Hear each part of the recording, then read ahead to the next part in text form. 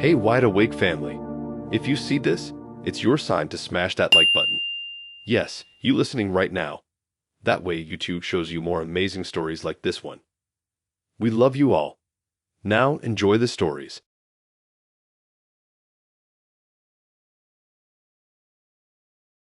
I met him on a random Tuesday night after a week of dry conversations on a dating app. His name was Lewis, or at least that's what he said.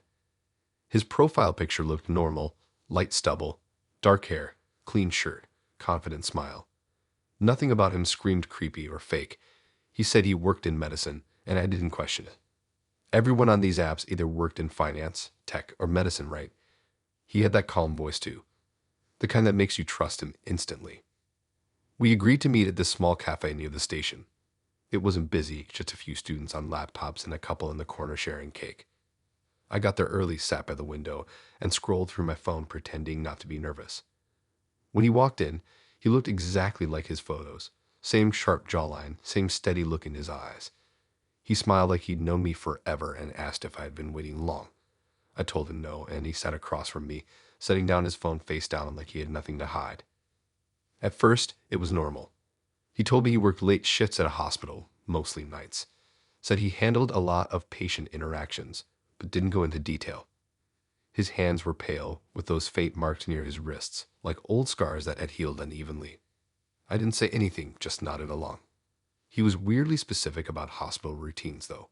He talked about medication schedules, the way patients would act under certain conditions, how some of them pretended to be sick just to get attention. It wasn't the kind of conversation you expect on a first date, but I told myself he was probably just passionate about his work. When the waitress came over, he didn't look at her. Not once. He ordered a black coffee and said it like a command, not a request. I laughed awkwardly, trying to lighten the mood, but he didn't react. Just watched me. His eyes didn't blink much, and the way he tilted his head when I spoke made me uncomfortable, like he was analyzing every movement I made. After a while, I noticed something off about his clothes. His white shirt was too big, hanging loosely at the sleeves, and there was a tiny stitched tag on the collar that didn't look like a brand name. It had faded writing, just numbers. I assumed it was some kind of hospital uniform thing, but I didn't ask. I didn't want to seem rude. Then his phone started vibrating. It didn't stop, even after the first few buzzes. He ignored it, sipping his coffee slowly, staring at me. I asked if he needed to answer, and he finally turned it over. The screen lit up, and I caught a glimpse of dozens of missed calls, all from a contact-labeled facility. My chest tightened a little. He noticed me looking and pressed the button to lock it again, saying something about work being chaotic, but his hand shook when he put the phone back down. A few minutes later, I noticed everyone in the cafe glancing toward the TV mounted in the corner. The sound was low, but subtitles were running across the screen. I followed their gaze and saw a breaking news headline. Man escapes from secure psychiatric hospital. Considered dangerous. The picture beside it made my stomach drop.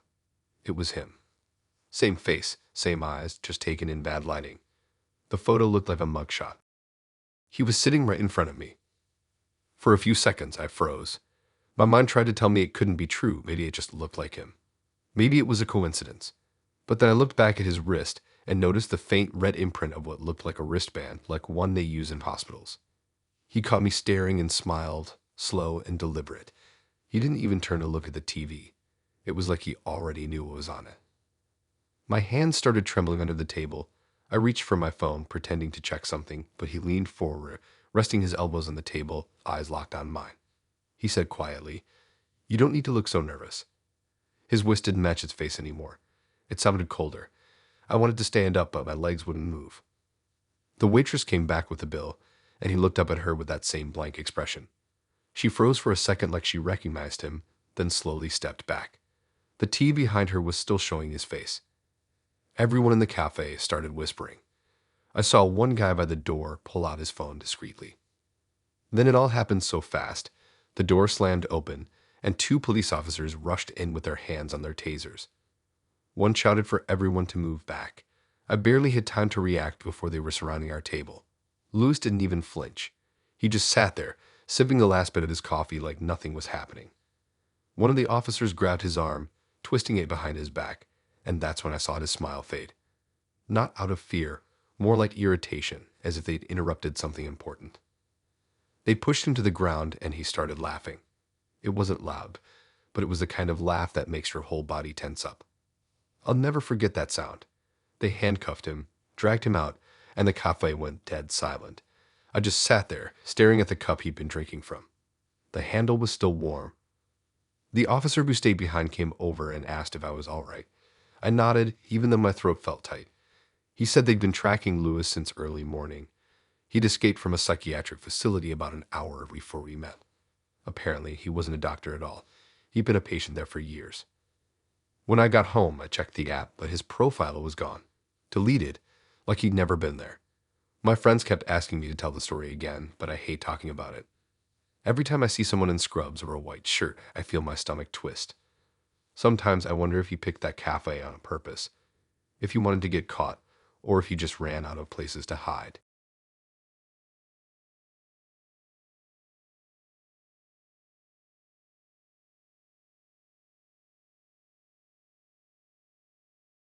I met her on a Sunday afternoon through one of those dating apps that claim to match you on values. Her name was Leela. Her profile stood out because she wasn't doing the typical mirror selfie or dog filter thing. She had photos in art galleries writing on napkins, and one caption that said she liked observing people. That should have been my first warning, but back then I thought it made her sound deep. We talked for a few days, mostly random stuff about weird documentaries and her job. She said she was working on a social project, testing human reactions in different scenarios. She didn't say what kind, just that it was part of an independent study. I thought it was cool. When she invited me to dinner at her place, she called it a social experiment dinner. I laughed and asked what that even meant. She said it was something fun and that I'd love it. I assumed she was joking, or maybe it was some themed dinner thing like people do on TikTok. Her house was on the edge of the city, one of those big modern ones with black windows and a long driveway. I remember walking up and feeling like I was stepping into some kind of commercial. The lights inside were warm, soft, too perfect. When she opened the door, she looked different than her photos. Not bad, just more intense. Her eyes stayed on me longer than normal, like she was scanning me. She said to leave my phone at the door in a small wooden box because it was part of the experiment. I thought it was just her being quirky. I laughed and did it. The dining table was already set when I walked in. 2 plates, candles, wine glasses, and a small card that said Participant 02. I asked about it, but she only smiled and told me to sit down. There was music playing, slow and weird, almost like elevator music but slightly distorted. The smell of food filled the room, but something about it felt too staged, like the kind of setup you'd see on a TV show. The conversation started normal enough. She talked about how people act when they're being watched, how small changes in environment can alter behavior. I thought she was just being philosophical. Then she asked strange questions. Things like how I felt about trust, guilt, and control. Every question came faster, almost like she was reading off a script. I tried to laugh it off, but she didn't smile back this time. She just stared at me and said, "That's her honest answer." At that point, I started noticing little red lights around the room. At first, I thought it was decoration, maybe part of the candles for some tech gadget. But when I looked closer, I realized they were cameras.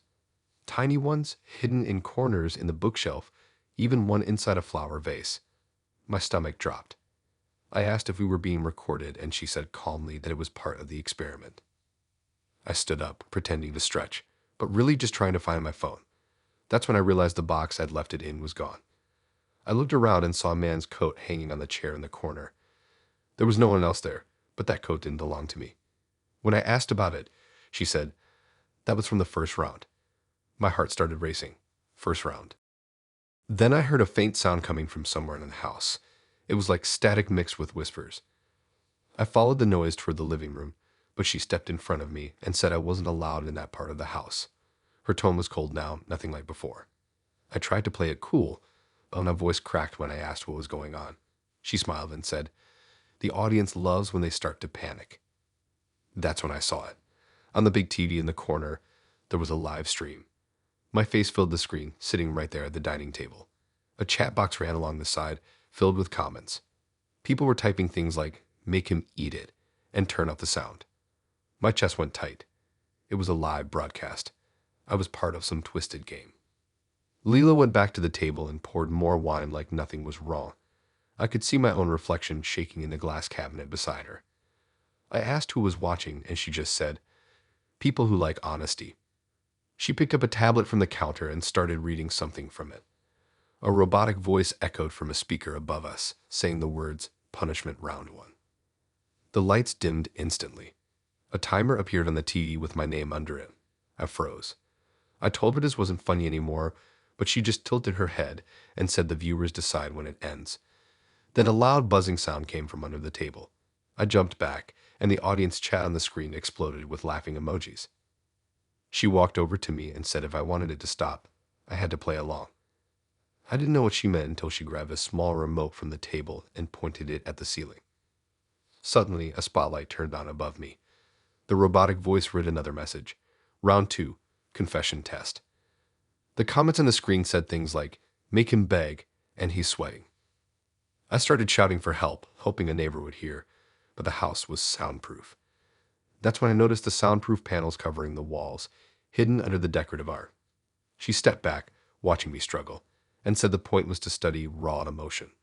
Her expression never changed. She looked like she was in a trance, feeding off the chaos. A few minutes later, the sound of sirens cut through the speakers. The robotic voice paused, and she glanced toward the window for the first time. Then came the pounding on the door. Someone yelled for her to open up. The chat on the TV started spamming messages like, "They found you," and "End the feed." She looked panicked now, rushing to turn off the equipment, but everything froze. The screen went black.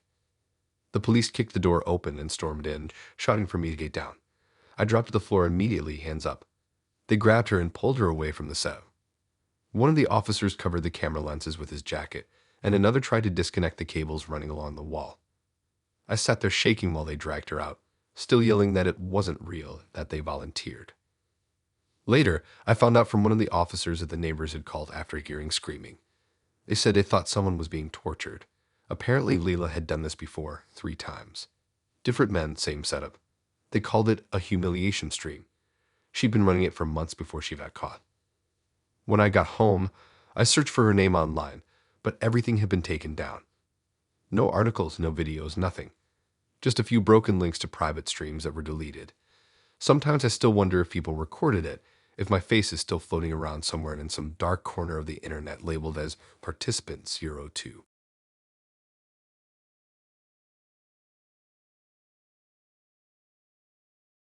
I matched with her on a Tuesday night, and by Thursday we're already planning to meet.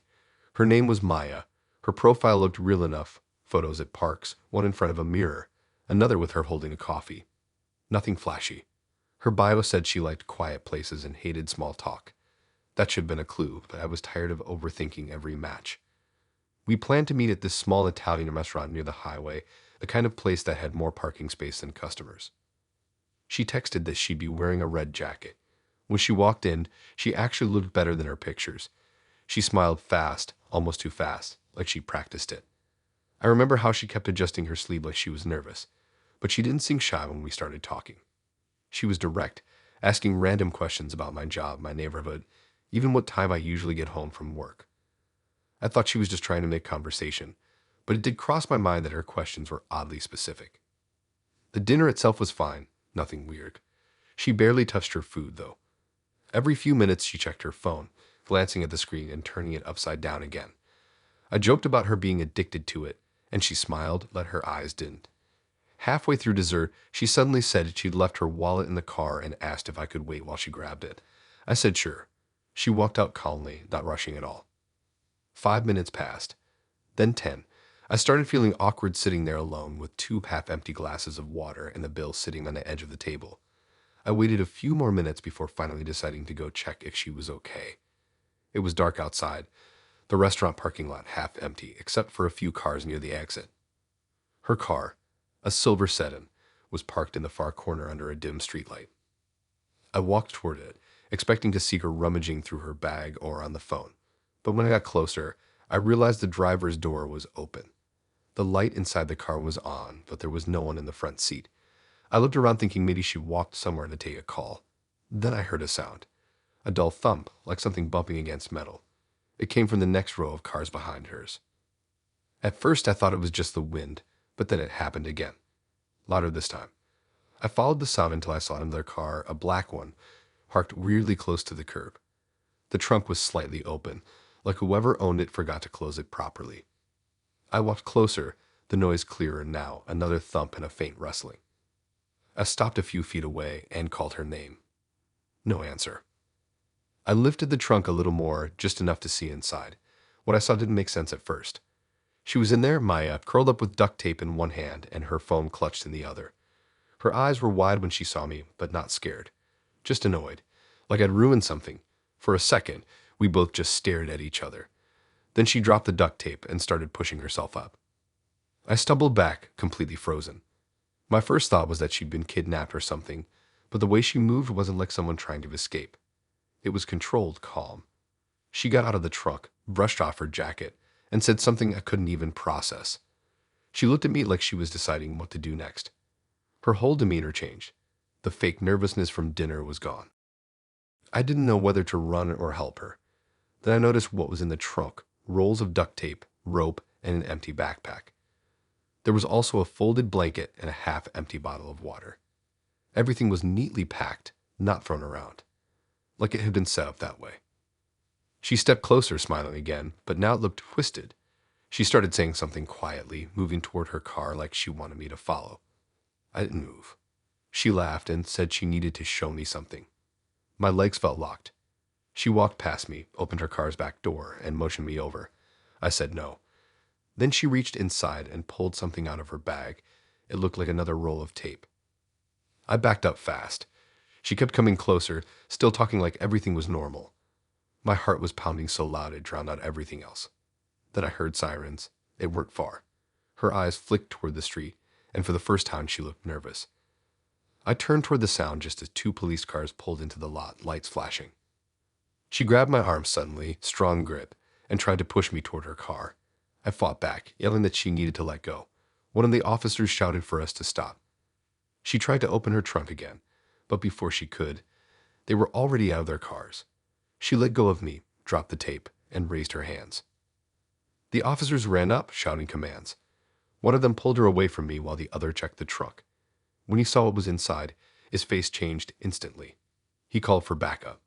They cuffed her right there on the ground. I stood there in shock, watching her smile faintly while they read her rights. She didn't say anything, just kept staring at me like she was memorizing my face. Later, an officer explained that someone from the restaurant had called 911 after seeing her outside acting suspicious near the parked cars. They said she'd been sitting in that black car for nearly 20 minutes before I came out to find her. Turns out the car wasn't hers. It had been reported stolen earlier that week. Inside, they found several fake IDs, zip ties, and a camera hidden under the dashboard. The police said they'd been tracking reports of similar incidents in the area, men meeting women from dating apps and then getting lured to isolated spots. Some of them had been robbed. Others just disappeared. They told me I was lucky. I didn't even want to hear the rest. When I got home that night, I sat in my driveway for almost an hour before going inside. My phone kept buzzing with messages from her number, but I didn't open any of them. Eventually, they stopped. The next day, her profile was gone, deleted like she never existed. Sometimes I still think about that look she gave me when the cops showed up. It wasn't anger or fear. It was like she was disappointed the game ended early.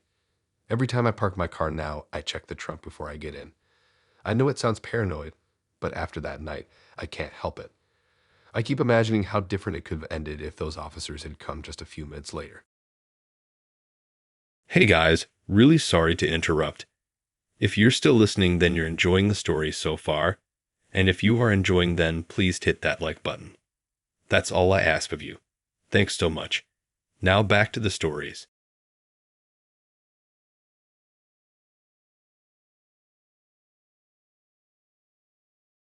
It started as one of those typical app matches that seemed harmless. His name was Ethan, profile picture clean-cut, normal bio. Something about loving long drives, good playlists, and late-night food runs. Nothing about him looked sketchy. He messaged first, and his text came off confident but funny. I remember thinking he seemed different because he didn't ask for selfies or flirt right away. He asked if I liked the city lights at night. That alone got my attention. We planned to meet at a burger place near the river. I went straight after work, still wearing my office clothes, hair a mess, but I didn't really care. When I got there, he was already waiting outside, leaning on this shiny black BMW, clean and spotless like it just came out of a car wash. I thought, wow, he actually made an effort. He smiled and waved when he saw me, and I noticed how relaxed he looked, like he had nowhere else to be. Dinner went fine. He was talkative, easygoing, and funny in that laid-back kind of way. We sat by the window, watching people go by, and he told random stories about driving through the city at night when he couldn't sleep. He said driving was like therapy for him. The way he talked about it made it sound peaceful. I didn't see any red flags. The only weird thing was how often he looked out the window, like he was checking something. Every time a car slowed down outside, his eyes flicked toward it. I asked if he was expecting someone, but he laughed it off and said he just liked cars. After we finished eating, he offered to drive me home. I hesitated for a second, but it was late, and the buses were already running slow. He said he didn't mind. It was on his way anyway. I figured it was fine. The car smelled brand new, like leather and that factory clean scent dealerships have. I made a joke about him probably spending more time cleaning the car than driving it, and he laughed. I noticed there were no personal items inside. No phone charger, no air freshener, no random receipts. Just empty. Too clean. We got on the main road, and I remember the city lights reflecting off the windshield. It was quiet, except for the hum of the engine.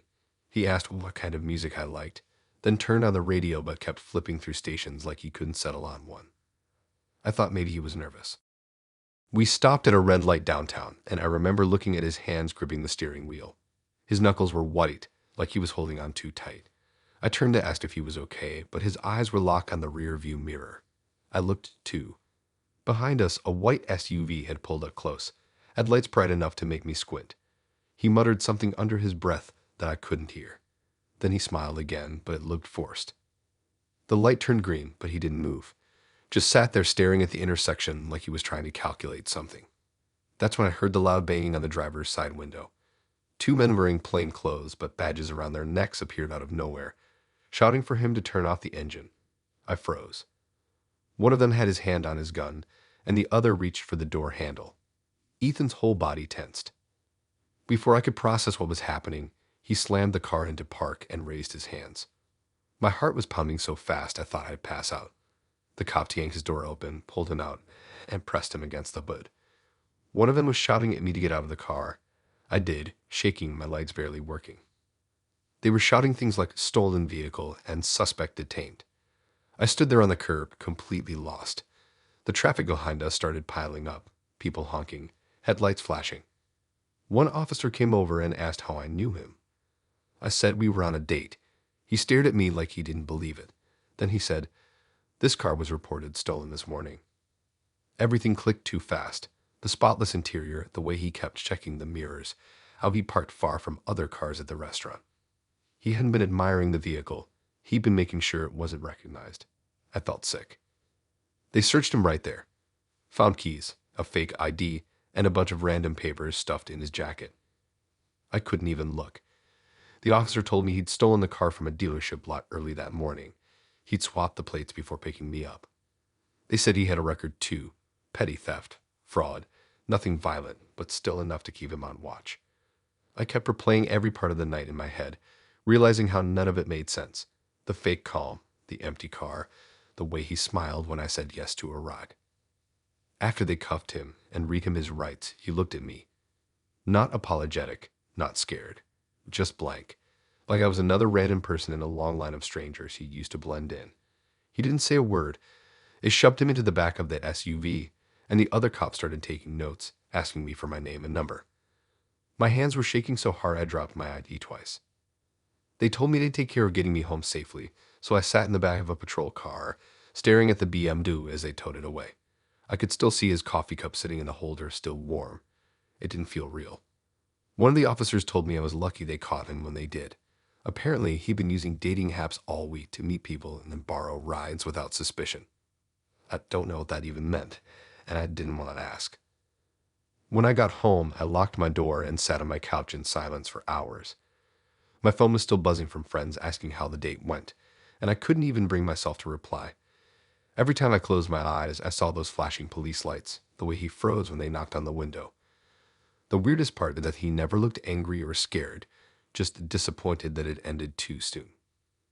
Now, whenever someone offers to drive me anywhere, I can't stop checking their dashboard, their license plates, even the registration papers stuck to the windshield. It's messed up how normal everything can feel right before it goes completely wrong.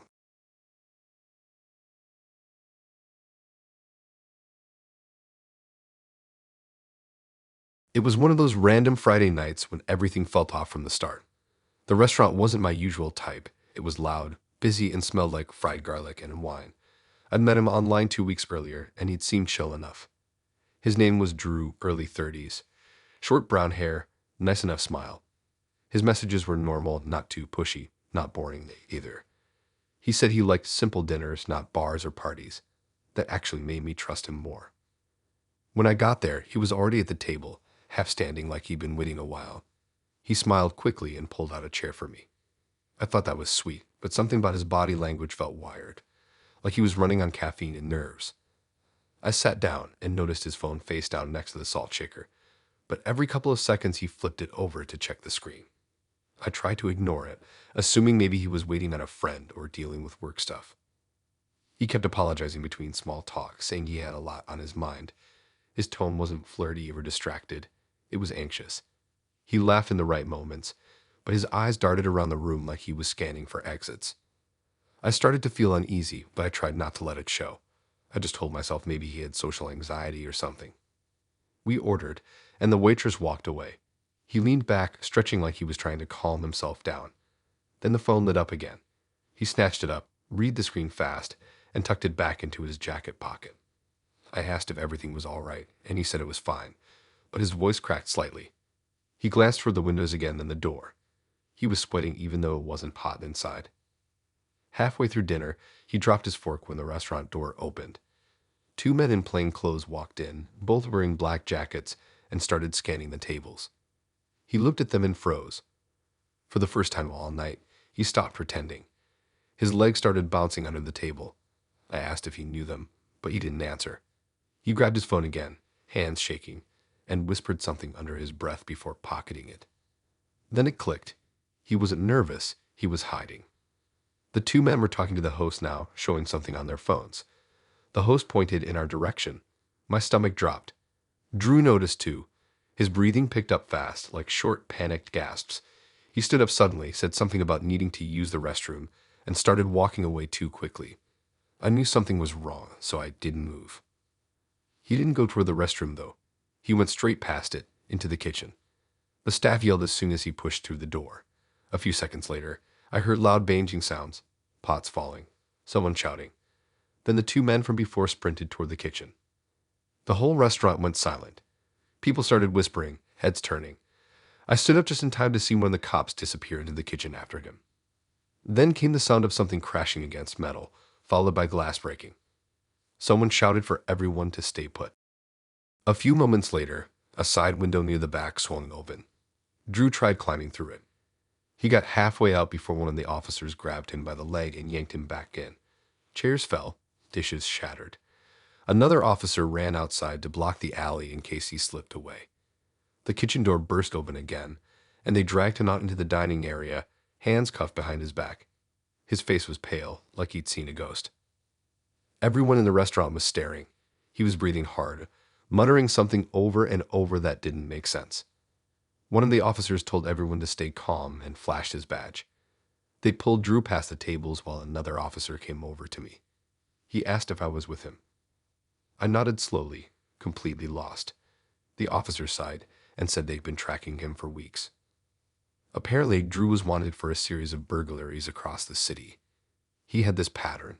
He'd break into houses during dinner hours when most people were out eating or ordering food. The stolen items were mostly jewelry, watches, small electronics. He'd park nearby, wait for lights to go off, and sneak in quietly. But recently, they'd caught him on a home camera, and he'd been on the run since. I asked how he ended up on a date in the middle of hiding. The officer said it wasn't uncommon. Some fugitives did things like that to look normal, to blend in. He probably thought sitting in a crowded restaurant would make him harder to spot. The phone calls he kept checking were from someone warning him the police were close. He must have realized they'd tracked him down halfway through dinner. They took him outside while I stood there frozen, the entire restaurant watching. Through the window, I saw them shove him into the back of a police car. He looked up once before they closed the door, his face blank. I didn't know if it was guilt or relief. The manager comped my meal after the chaos died down, but I couldn't even eat. I sat there for a while, staring at the empty seat across from me, trying to process what had just happened. My brain kept replaying his face every time the door opened during dinner. He flinched like he expected someone to grab him. It all made sense now, the restlessness, the scanning, the shaking hands. When I finally left, I saw glass on the pavement near the alley where he tried to escape. A few cops were still outside talking, one holding a clipboard. They asked me a few questions, wrote down my info, and told me I'd probably be contacted later for a statement. I just nodded, still dazed. When I got home, I'd Googled his name out of curiosity. There it was. Mugshots, articles, and a list of charges going back years. He'd been breaking into houses since his early 20s. The thing that stuck with me most was the detail about how he always struck between 6 and 9 p.m., dinner time. They called him the dinner hour thief. The name made my skin crawl because I'd literally been sitting across from him while people were calling the cops looking for him.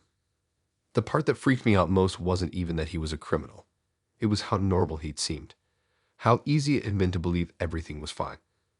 There was no sign, no slip-up big enough to make me doubt him until it was already too late. Now every time I go out to eat, I catch myself checking the door, the windows, watching the people sitting nearby. I never thought I'd have to pay attention to the way someone holds their phone or looks over their shoulder, but now I can't not see it. The memory sticks, like a scene that refuses to end.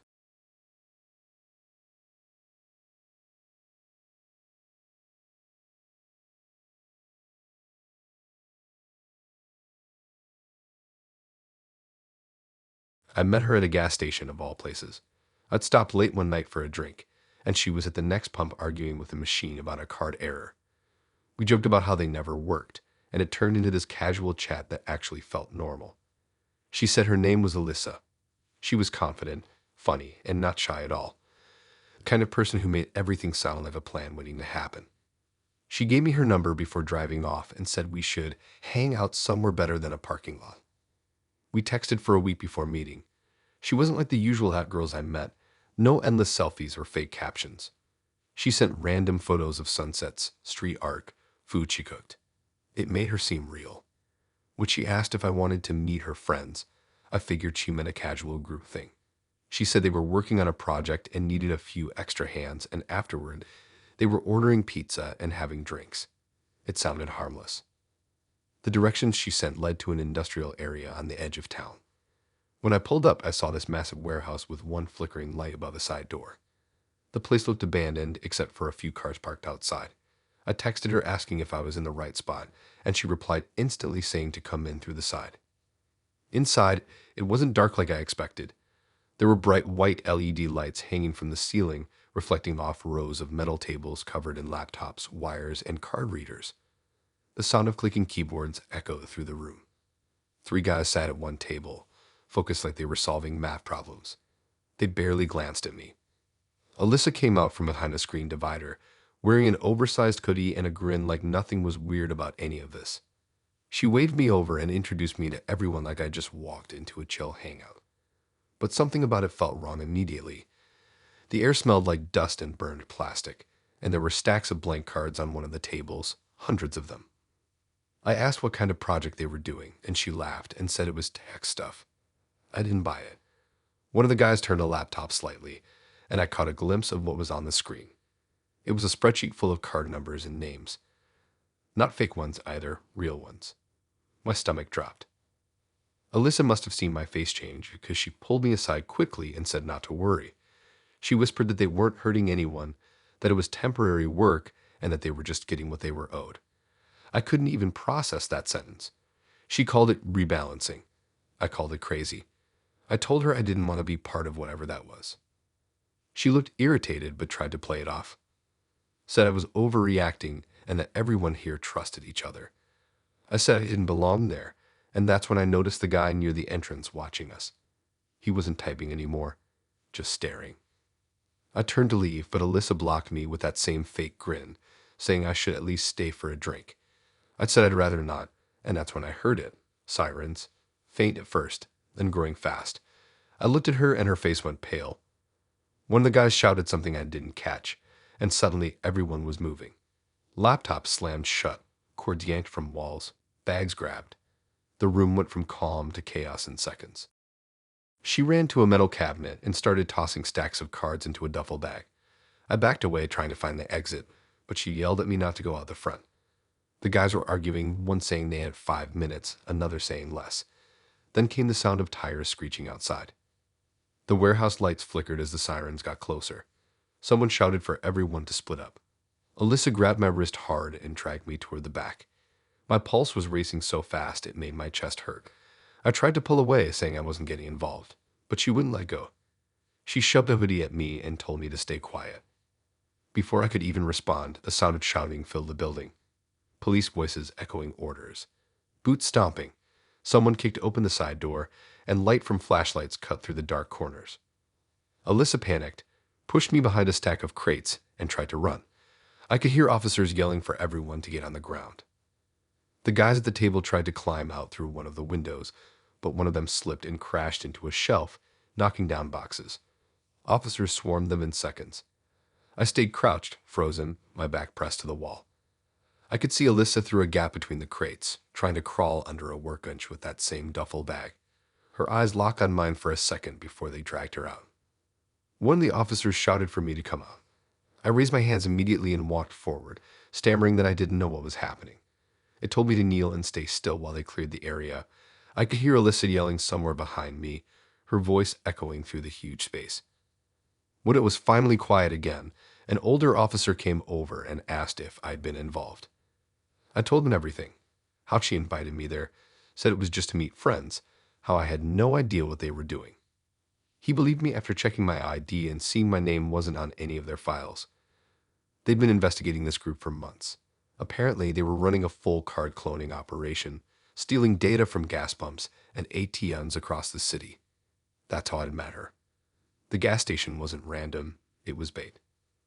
They said she was part of the team that handled recruitment, bringing in people to help move money without knowing what it really was. I was supposed to be another pawn, maybe the next runner. I kept thinking back to that first night, how she'd smiled when the machine messed up. It probably wasn't even her card. The police questioned me for hours before letting me go. When I walked out of the warehouse, the parking lot was packed with flashing lights, squad cars, and unmarked vans. They were loading computers and boxes into evidence trucks. Alyssa was sitting in the back of a cruiser, head down, cuffs on. She didn't look angry, just tired. I drove home in silence, my hands shaking on the wheel. The next morning, her number was disconnected. I looked her up online, but nothing came up, not even the old photos. The account was gone like it never existed. Now, every time I see someone at a gas pump struggling with their card, I think twice before offering to help. It's weird how fast someone can pull you into something you never asked for. How one wrong invite can flip your whole night into a police report.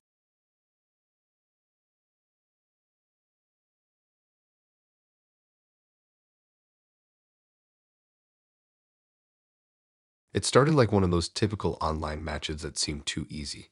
His name was Dylan. He had this confident way of texting, like he'd already won me over before we even met. His profile said he worked in it, but he called himself a systems analyst. I didn't think much of it. Everyone in tech gives themselves fancy titles to sound important.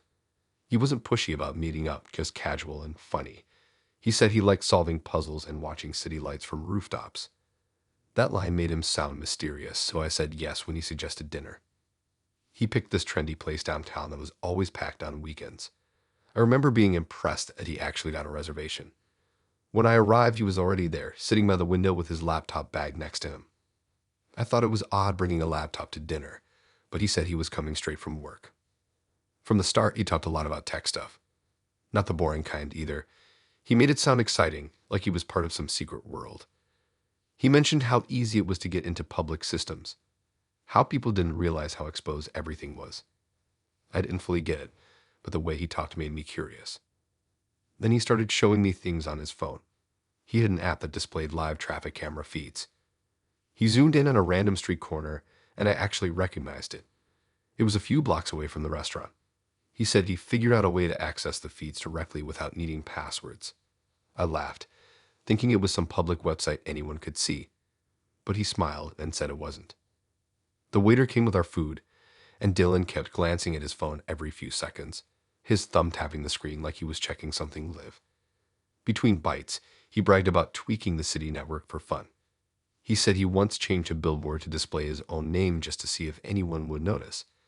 I thought he was exaggerating or just showing off. But then his voice lowered, and he said he was working on something big tonight. I asked what he meant, and he leaned closer, like he was letting me in on a secret.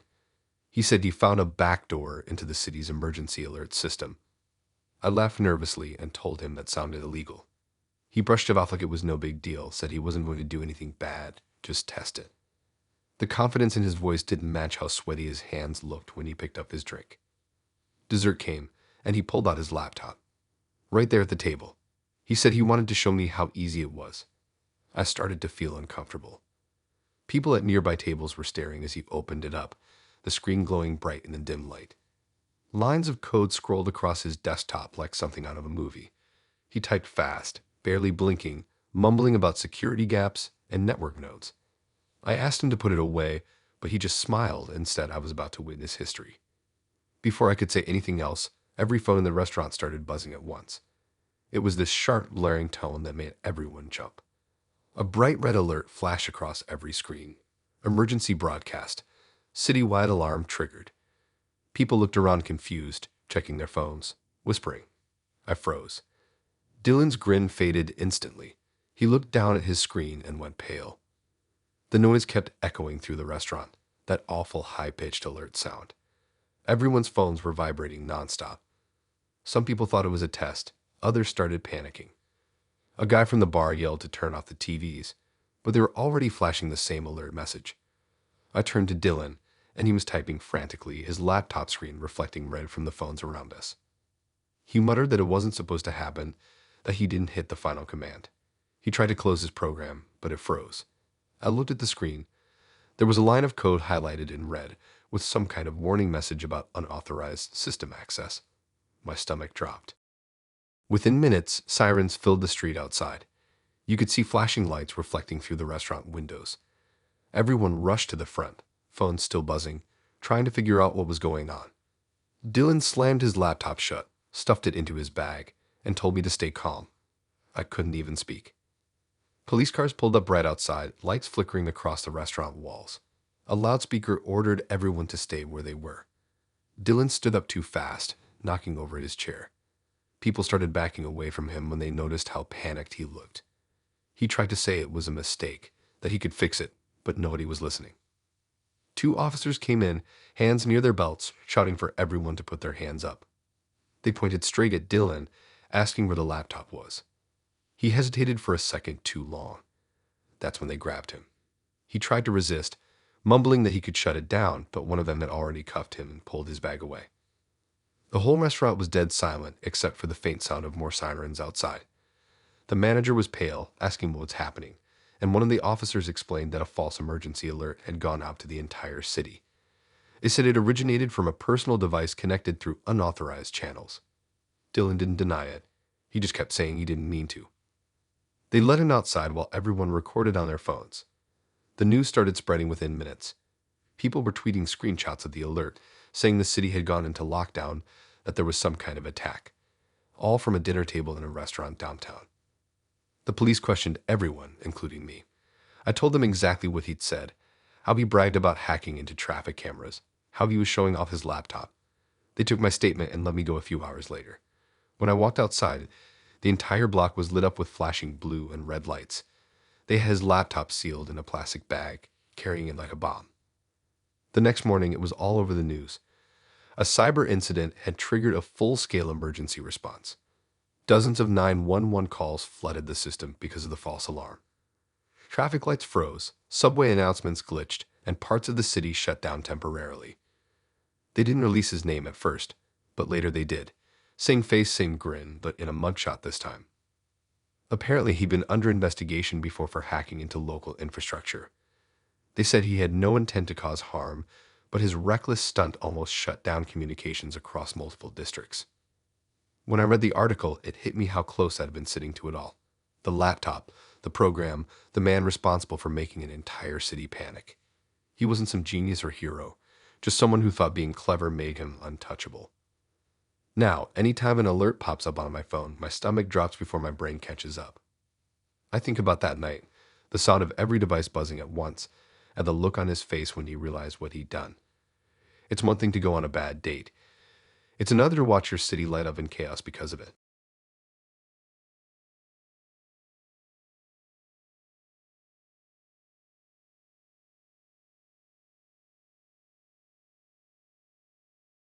It started with one of those messages that didn't sound like the usual small talk. She'd written something like, "You seem like the kind of guy who appreciates privacy." I remember thinking it was a weird line to open with, but it made me curious. Her name was Lacey. Her profile had no last name, no job listed, but all her pictures looked real. Not model perfect, just normal.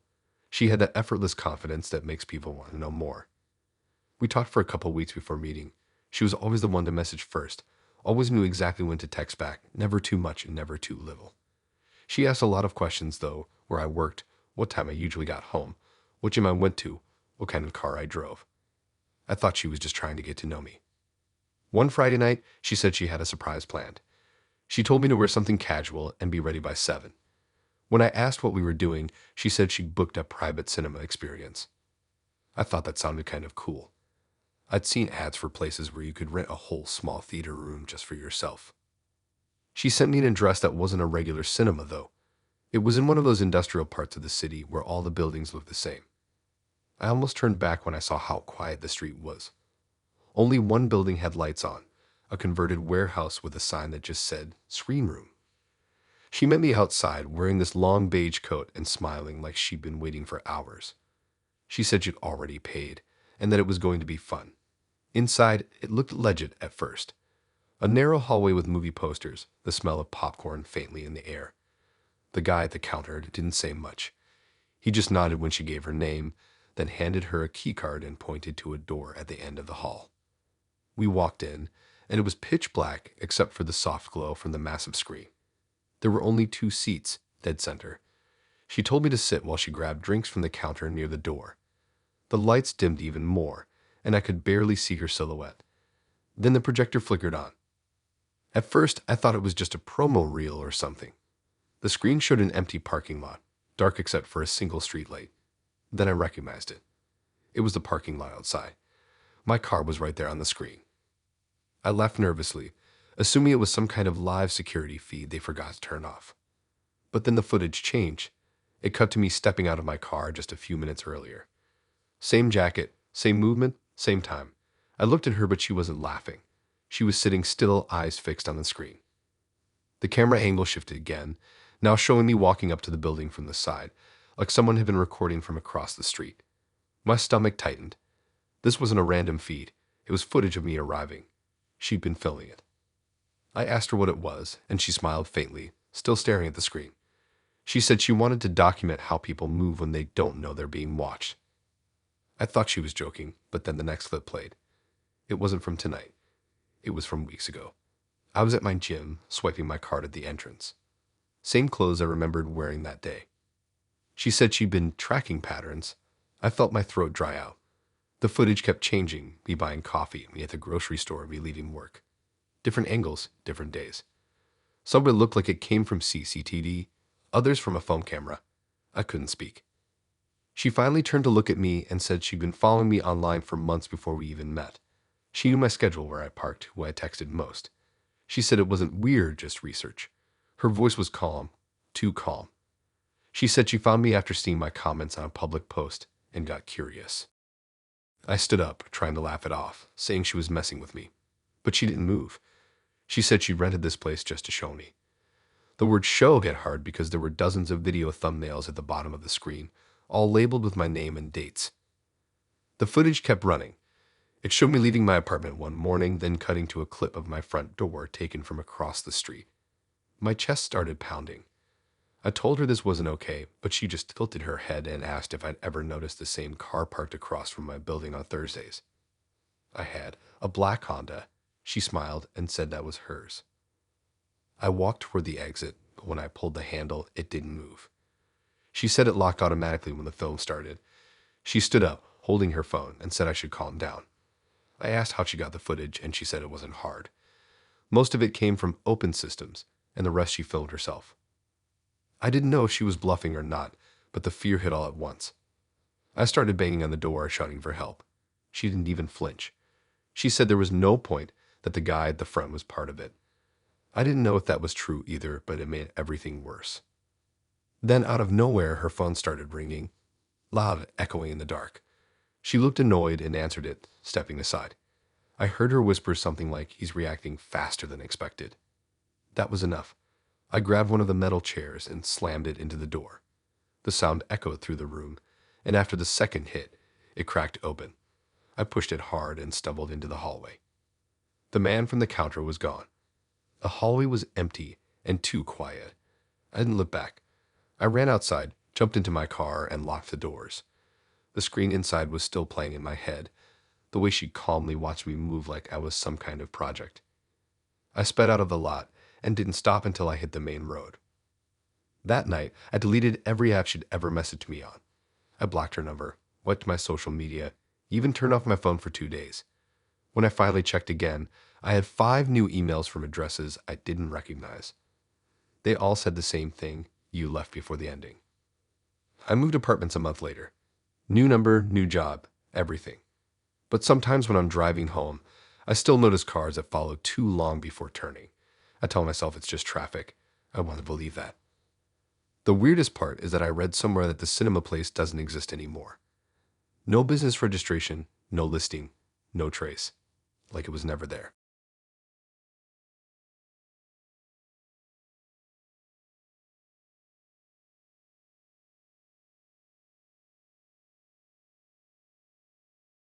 I wasn't even supposed to go on that date. My friend convinced me to try one of those dating apps again after my last relationship ended. I matched with this guy named Marcus within a day. He looked normal enough, clean haircut, worked in finance, said he liked good food and good company. He messaged me first, polite but confident, not over the top like most guys. After a few days of texting, he suggested dinner at a restaurant downtown that he said had the best wine list in the city. I figured it couldn't hurt. When I got there, he was already seated near the window. The place was dimly lit, the kind where everyone whispers even though there's no rule about it. He stood up when he saw me, smiled, and pulled out my chair. I remember thinking he seemed a little too polished.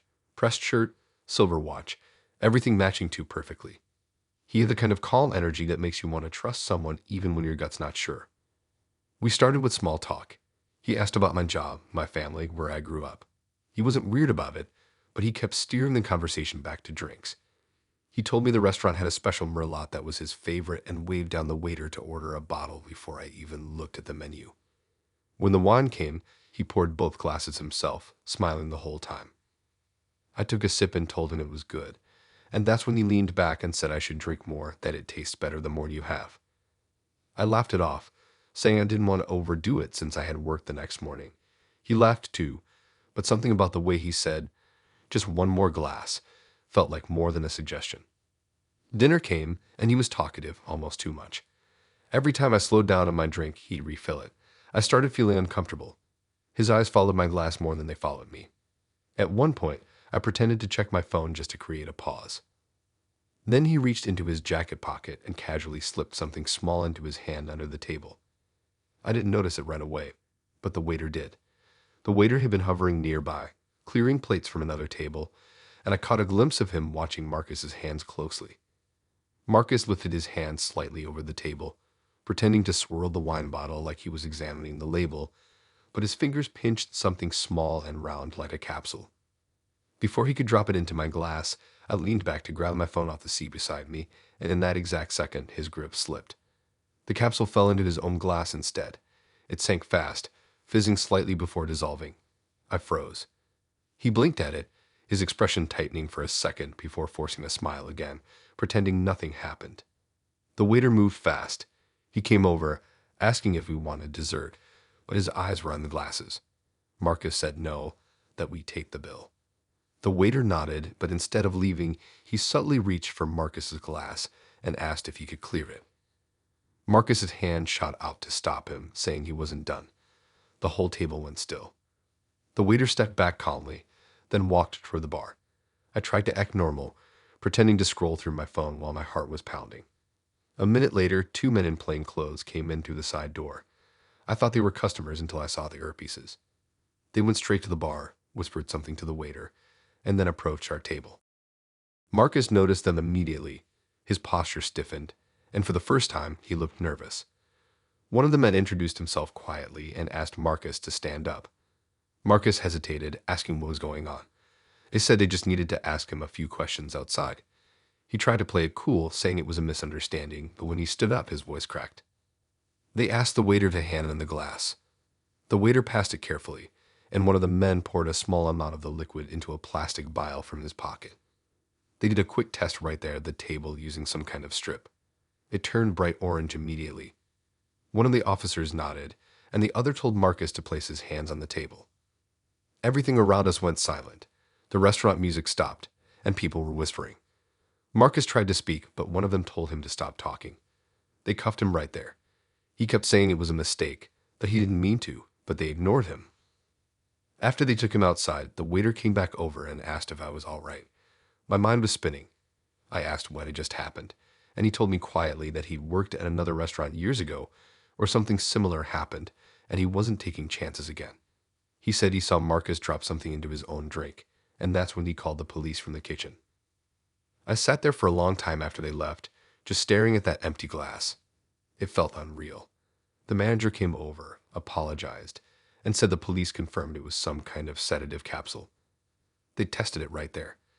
If he hadn't dropped it in the wrong glass, I don't even know what would have happened. The waiter gave a statement with me when the officers came back. They said Marcus had a small stash of those capsules in his jacket pocket and a fake business card in his wallet. He wasn't a finance worker at all. They didn't say much else, but the look on their faces said enough. When I finally left, the waiter walked me to my car just to be safe. The street felt different, too quiet, too empty. I kept replaying everything in my head. The smile, the constant wine pushing, the casual confidence. It made my skin crawl thinking how normal he'd seemed. A few days later, I got a call from one of the officers. They said Marcus was part of an ongoing investigation and that several people had come forward after seeing his picture online. Apparently, he'd been using the same dating profile for months, different names, same pattern. Dinner, wine, disappearances. I deleted all my dating apps after that. For a while, I couldn't even walk past a restaurant without thinking about that fizzing sound in the glass. It's strange how close something can come to going horribly wrong without you realizing until it's too late. Now, whenever someone offers to pour my drink, I politely say no and do it myself. I don't tell anyone why. But every time I think about that night, I remember how he smiled right before the capsule slipped, and how that tiny mistake probably saved my life.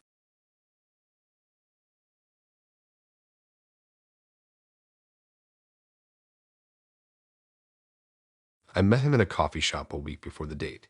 His name was Cole. He was one of those people who spoke softly but still made you listen. He wasn't loud or flashy, just calm, confident, the kind of guy who always seemed in control. He said he worked in import logistics, which sounded boring enough, so I didn't ask too many questions. He dressed sharp, but not in a show-off way. Everything about him felt put together. After a few days of texting, he invited me out for drinks. He said he knew a rooftop bar downtown that wasn't crowded and had the best view in the city. It sounded perfect. I'd been to a few rooftop places before, but he described this one like it was something secret, almost private. When I got there, he was already waiting outside, leaning against the railing, wearing a dark blazer and smiling like he'd been expecting me. The elevator ride-up was quiet except for faint music leaking from above. When the doors opened, the whole place was bathed in golden lights and soft jazz. The view was insane. The skyline stretched for miles, windows glowing across the city like stars. We found a corner table near the edge where we could see everything. The air was warm, and there was just enough wind to move my hair around. It felt cinematic, almost too perfect. We ordered cocktails, and he asked about my week, my job, my family, normal stuff. But he wasn't really listening. His eyes kept flicking toward the far buildings like he was watching something invisible. I noticed it the first time when he stopped mid-sentence, glanced over my shoulder, and smiled quickly like he just remembered something funny. I turned to look, but there was nothing except the skyline. He told me he was just admiring the view, but it happened again and again. The second drink came, and he loosened up. He started talking about travel, how he'd been to cities I've only ever seen online. He described airports like playgrounds, saying he liked to move through borders quietly. I laughed at that, thinking it was some weird poetic way of saying he liked flying. Then he leaned closer and said something strange. He said he didn't use his real name when he traveled. He said it casually, like it wasn't a big deal, but the way his eyes darted again made me uneasy. I asked if he was in the military or something, and he just said no, but close enough. At that point, I started wondering if this was some elaborate brag or if he was just trying to sound mysterious. But the more he talked, the more it felt off. He knew too much about ports, customs, routes. He said he dealt with special shipments that couldn't go through normal systems. When I joked that it sounded illegal, he didn't laugh. He just looked at me for a long second and said, "You could call it that." I froze a little, but he changed the subject right after, asking if I wanted another drink. I said no, that I was fine. That's when he insisted I should try the bar's signature cocktail. He flagged the waiter with his quick flick of his hand like he'd done it 1,000 times before. The waiter nodded immediately without even asking what he wanted. It felt rehearsed. While he talked, I noticed he kept glancing up again, this time at the rooftop next door. It was darker than ours, just an empty office building with a helipad. But there was movement, tiny red lights, like reflections from something metallic. I thought it was just construction equipment until I noticed the lights weren't stationary. They moved in rhythm, tiny dots bouncing slightly like scows. I started to ask him about it, but before I could speak, the waiter came back looking pale. He placed the drinks down fast and whispered something to Cole that I couldn't hear. Cole froze. His jaw tightened, and that calm expression he had vanished instantly. He said he needed a minute and stood up, looking toward the same rooftop. Then everything happened at once. The music cut off. A loud crack sounded from somewhere high up, and people started ducking instinctively. At first, I thought it was fireworks, but then another sharp sound echoed across the buildings. Glass shattered somewhere behind us. Everyone dropped to the floor. I hit the ground under the table, my heart pounding. Cole was still standing, scanning the rooftops. He didn't look scared. He looked angry. He pulled something small from his jacket and spoke into it quietly, like a walkie. I couldn't make out the words, but his tone was deadly calm. 2 security guards ran to the stairs, shouting for everyone to stay down. People were screaming, some running toward the elevator, others just frozen. I saw flashes of light from the rooftop across the street, little bursts that matched the sound of gunfire. Cole crouched beside me, grabbing my arm hard enough to hurt. He said not to move. His voice was low but sharp. Then he reached into his other pocket and pulled out a phone, not a normal one, some bulky black thing with no logo. He pressed a button, and I swear I heard a voice respond instantly like a coded call. Within minutes, sirens wailed from below. Police cars, unmarked vehicles, flashing lights bouncing off the glass buildings. The rooftop filled with chaos, officers shouting, people crying, waiters ducking behind tables. Cole stayed perfectly still. When they finally stormed up the stairs, it didn't come for us. They came for him. 4 men in tactical gear surrounded him, shouting commands. He didn't resist, just put his hands up slowly, still holding that weird phone. They cuffed him right there, and one of the officers pulled a small case from under his chair. I hadn't even noticed it before. When they opened it, I caught a glimpse. Blueprints, what looked like gun part schematics, and several passport IDs with his photo, but different names. The officers started clearing everyone out. I stood near the exit, shaking while they dragged him toward the stairs. He didn't look at me once. The lead officer told the manager that Cole was part of an ongoing investigation into black market weapons. Apparently, he'd been under surveillance for months, and tonight they tracked his signal here. The red lights across the rooftops weren't construction. They were snipers watching him. I stayed outside for hours giving a statement. They asked how I met him, what he'd said, whether I knew anything about his job. I told them everything. One of them said quietly that I was lucky, that they'd been worried he might try to run or use someone as leverage. When they finally let me go, the whole street was still blocked off. Police vans, flashing lights, cameras everywhere. I saw them loading him into one of the vans, still calm, still silent. For a second, our eyes met. He smiled faintly before the doors shut. The next day, I read an article saying authorities had dismantled a smuggling ring connected to foreign arms deals. They didn't mention his name. Just said a man in his 30s had been arrested at a rooftop bar downtown after weeks of surveillance. I deleted the app that night. I couldn't stop thinking about how normal he'd seemed, how smooth everything felt right until the moment it didn't.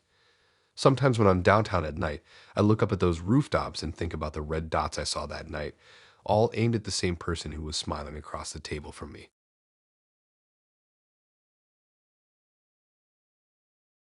I met her on a quiet Wednesday night after work. I wasn't even planning to go out, but she messaged earlier that day saying she was free and wanted to meet somewhere in Lauki. Her name was Tessa. Her profile said she was an actress, originally from LA, in town for a few months filming something for an indie studio. Her photos looked real enough, behind-the-scenes shots, a few red carpet-looking ones, and one blurry picture of her sitting on a director's chair with her name taped to it. She carried herself like someone used to being watched. We met at a small restaurant near the river, the kind that looked fancier than it really was. She walked in wearing sunglasses. Even though it was nearly 8 p.m., she apologized for being late, said she'd been in a production meeting, and that things were hectic lately. She didn't stop talking from the moment she sat down. She told me about the film she was supposedly shooting, something about a psychological thriller where she played a woman on the run. She described every detail like she'd written the script herself. At first, it was actually entertaining. She had this energy like every sentence came with a story. The way she moved, the way she looked at people, it was like being on a stage. I figured that's what actors were like, always performing a little, always trying to fill silence. But as dinner went on, the more she talked, the stranger things sounded. She kept switching between "we're still filming" and "the movie wrapped last week," then back again. When I asked where the shoot was happening, she got vague, saying it was all over and that the production liked to stay private. She carried a large leather bag that she kept closed the whole time, setting it on her lap even while she ate. At one point, she reached inside and adjusted something wrapped in a cloth. I thought it was maybe an expensive camera or her script.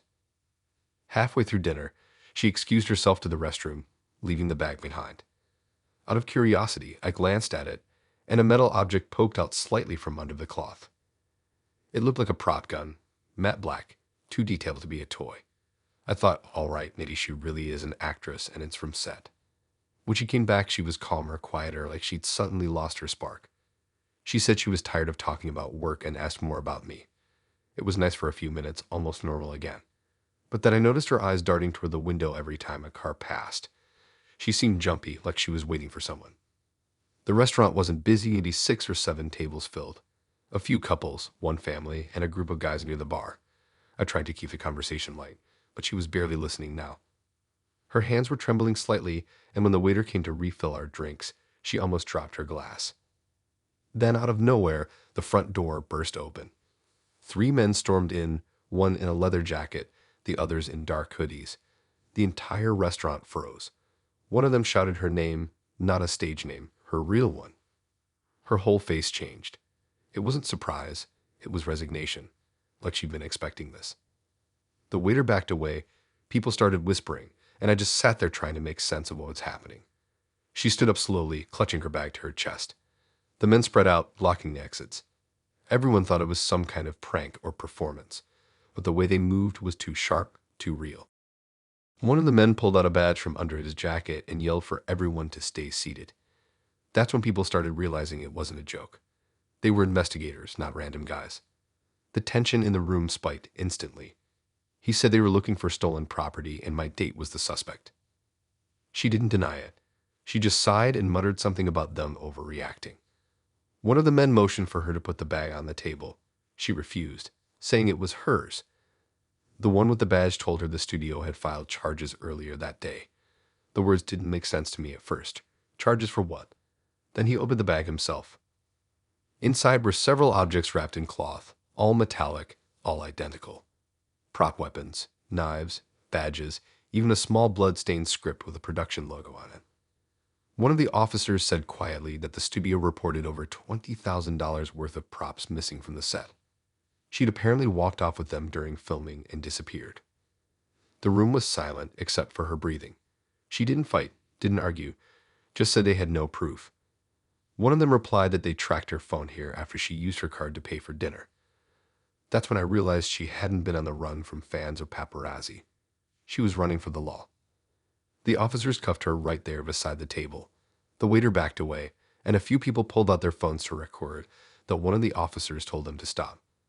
She looked straight at me once before they let her out.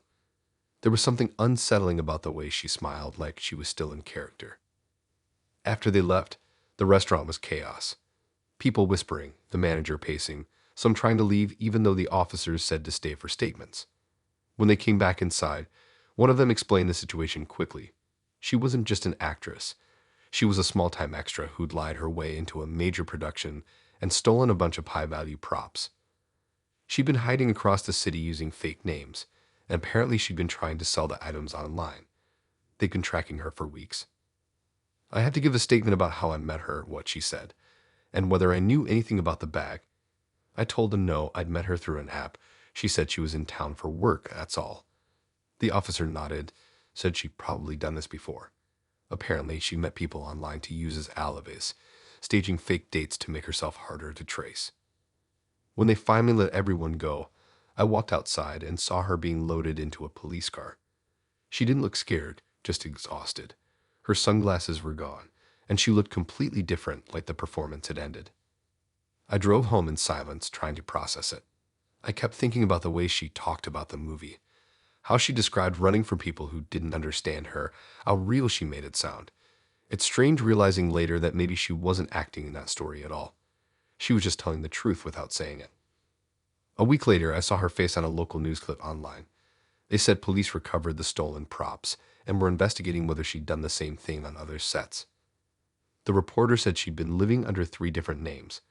When they showed her mugshot, she looked directly into the camera with the same smirk she'd given me before walking out that night. I deleted the dating app the next day. I didn't tell anyone the full story. There's something surreal about realizing your date wasn't lying about being an actress. She just forgot to mention she'd never stopped playing a role.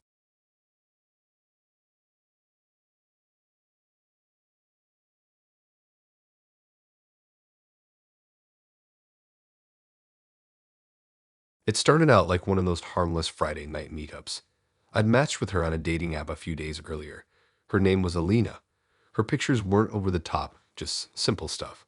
A few mirror selfies, a park photo, one of her smiling with a coffee. She seemed normal, down to earth, maybe a little shy.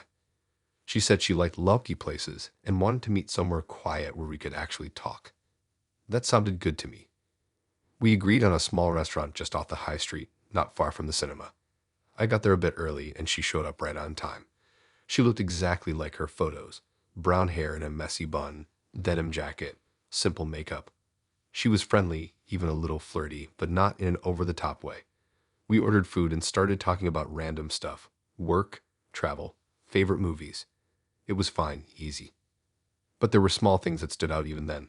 She kept checking her phone, not in the usual distracted way, but like she was waiting for a specific message. Every time the screen lit up, she glanced down quickly, typed something, then lock it again. I figured she might just be talking to a friend, maybe telling them the date was going okay. The conversation stayed casual, but she wasn't really asking about me. It was mostly her talking, where she grew up, how she had crazy luck with people before, how she didn't usually do this kind of thing. She said she was happy to meet someone normal. I remember laughing at that, not knowing what was coming. After we finished eating, she suggested getting some air. She said there was a nice alley behind the restaurant with lights hanging across the walls, like something out of a film. I'd walked past that alley before. It was one of those Instagram photo spots. So when she asked if we'd take a photo together, it didn't seem weird. I said sure. We stepped outside, and she led the way toward the alley. It was quiet, a bit too quiet. The hanging lights buzzed faintly above us. She pulled out her phone, switched it to selfie mode, and stood close to me. Her perfume was strong, sweet, but heavy. I remember her smiling, lifting the phone, then pausing for a second. That's when I heard the sound of a van door sliding open somewhere behind us. Before I could even turn around, 3 men ran out from the side of the street. One had a mask pulled up over his face. Another was holding what looked like a crowbar. The third stayed near the van, shouting orders. Everything happened in seconds. Alina dropped her phone, backed away, and started yelling that they were crazy. But something about it didn't feel real. She wasn't panicking like someone caught off guard. She was watching me, not them. The first guy lunged toward me, shouting to hand over my wallet and watch. I stepped back instinctively, but there was nowhere to go. I raised my hands, saying I didn't want trouble, but before I could move, the second guy tried to grab my jacket pocket. Adrenaline took over. I shoved him hard, and he stumbled back into a trash bin. That's when the first guy swung the crowbar. It missed my head by inches and smashed into the brick wall instead. Sparks flew, and I ran toward the main street. I heard Alina shouting something behind me, but it wasn't fear in her voice, it was anger. One of them tried to block me, but I darted past him and sprinted toward the road. There were cars passing, people nearby. I started shouting for help. The men froze for a second, unsure what to do, and then bolted back toward the van. Alina didn't run right away. She hesitated, grabbed her phone, and started yelling at them, saying something like, "You messed it up." They all jumped into the van, and it sped off, tires screeching. I stood there shaking, still trying to process what had just happened. A couple of people from the nearby shops came out asking if I was all right. I told them someone tried to rob me and that the girl I was with was part of it. It didn't take long for the police to arrive. I gave them everything. The app, her profile, what she'd said, the van, everything I could remember. They said there'd been similar setups recently where people got lured out through dating apps and the thieves waited nearby. I told them she wasn't scared when it happened. She looked like she knew them. The next morning, the detective called. They'd already found the van. It had been abandoned in a supermarket parking lot 2 miles away. Inside, they found masks, tools, and a phone. When they checked CCTV footage from the alley, everything became clear. The camera showed Alina and me walking toward the lights, standing close, smiling. Then right as she lifted the phone for the photo, she looked directly toward the van and nodded. That was the signal. A few seconds later, the door slid open, and the 3 men ran out. The footage also caught what happened after they ran. Alina yelled at them before getting into the van herself. But the clearest moment was when the guy with the mask turned toward her, pulled it down slightly, and spoke. You could see his face. They compared it to her social media photos. He was her brother. They arrested her 2 days later. Apparently, the group had been running similar scams for months. She'd match with guys, lure them to quiet spots, and signal her brother and his friends to jump them. The police said they planned to steal my wallet and car keys that night, maybe more if it went smoothly. What saved me was that they didn't expect me to fight back or for people to be nearby. They showed me the still frame from the CCTV, the one where she looked at the van and smiled right before everything happened. It didn't look like fear at all. She looked proud. After that, I stopped using dating apps completely. The police said it's not uncommon that sometimes these setups involve people pretending to date just to bait victims. They said she'd probably been watching me for a while, looking for someone who seemed easy to isolate. I read online later that she and her brother both pleaded guilty. The story hit local news for a week, with my face blurred out in the reports. Every headline said the same thing. Couple caught on CCTV running dating app robbery scheme. I still think about that moment she lifted her phone and smiled like everything was normal. I wonder how many times she did it before. How many guys actually took the photo and never saw the van coming? Now, if anyone even mentions taking a photo on a first date, I make an excuse and leave. It sounds dramatic, but once you've seen someone smile at you while setting you up to get robbed, it's hard to ever trust that look again.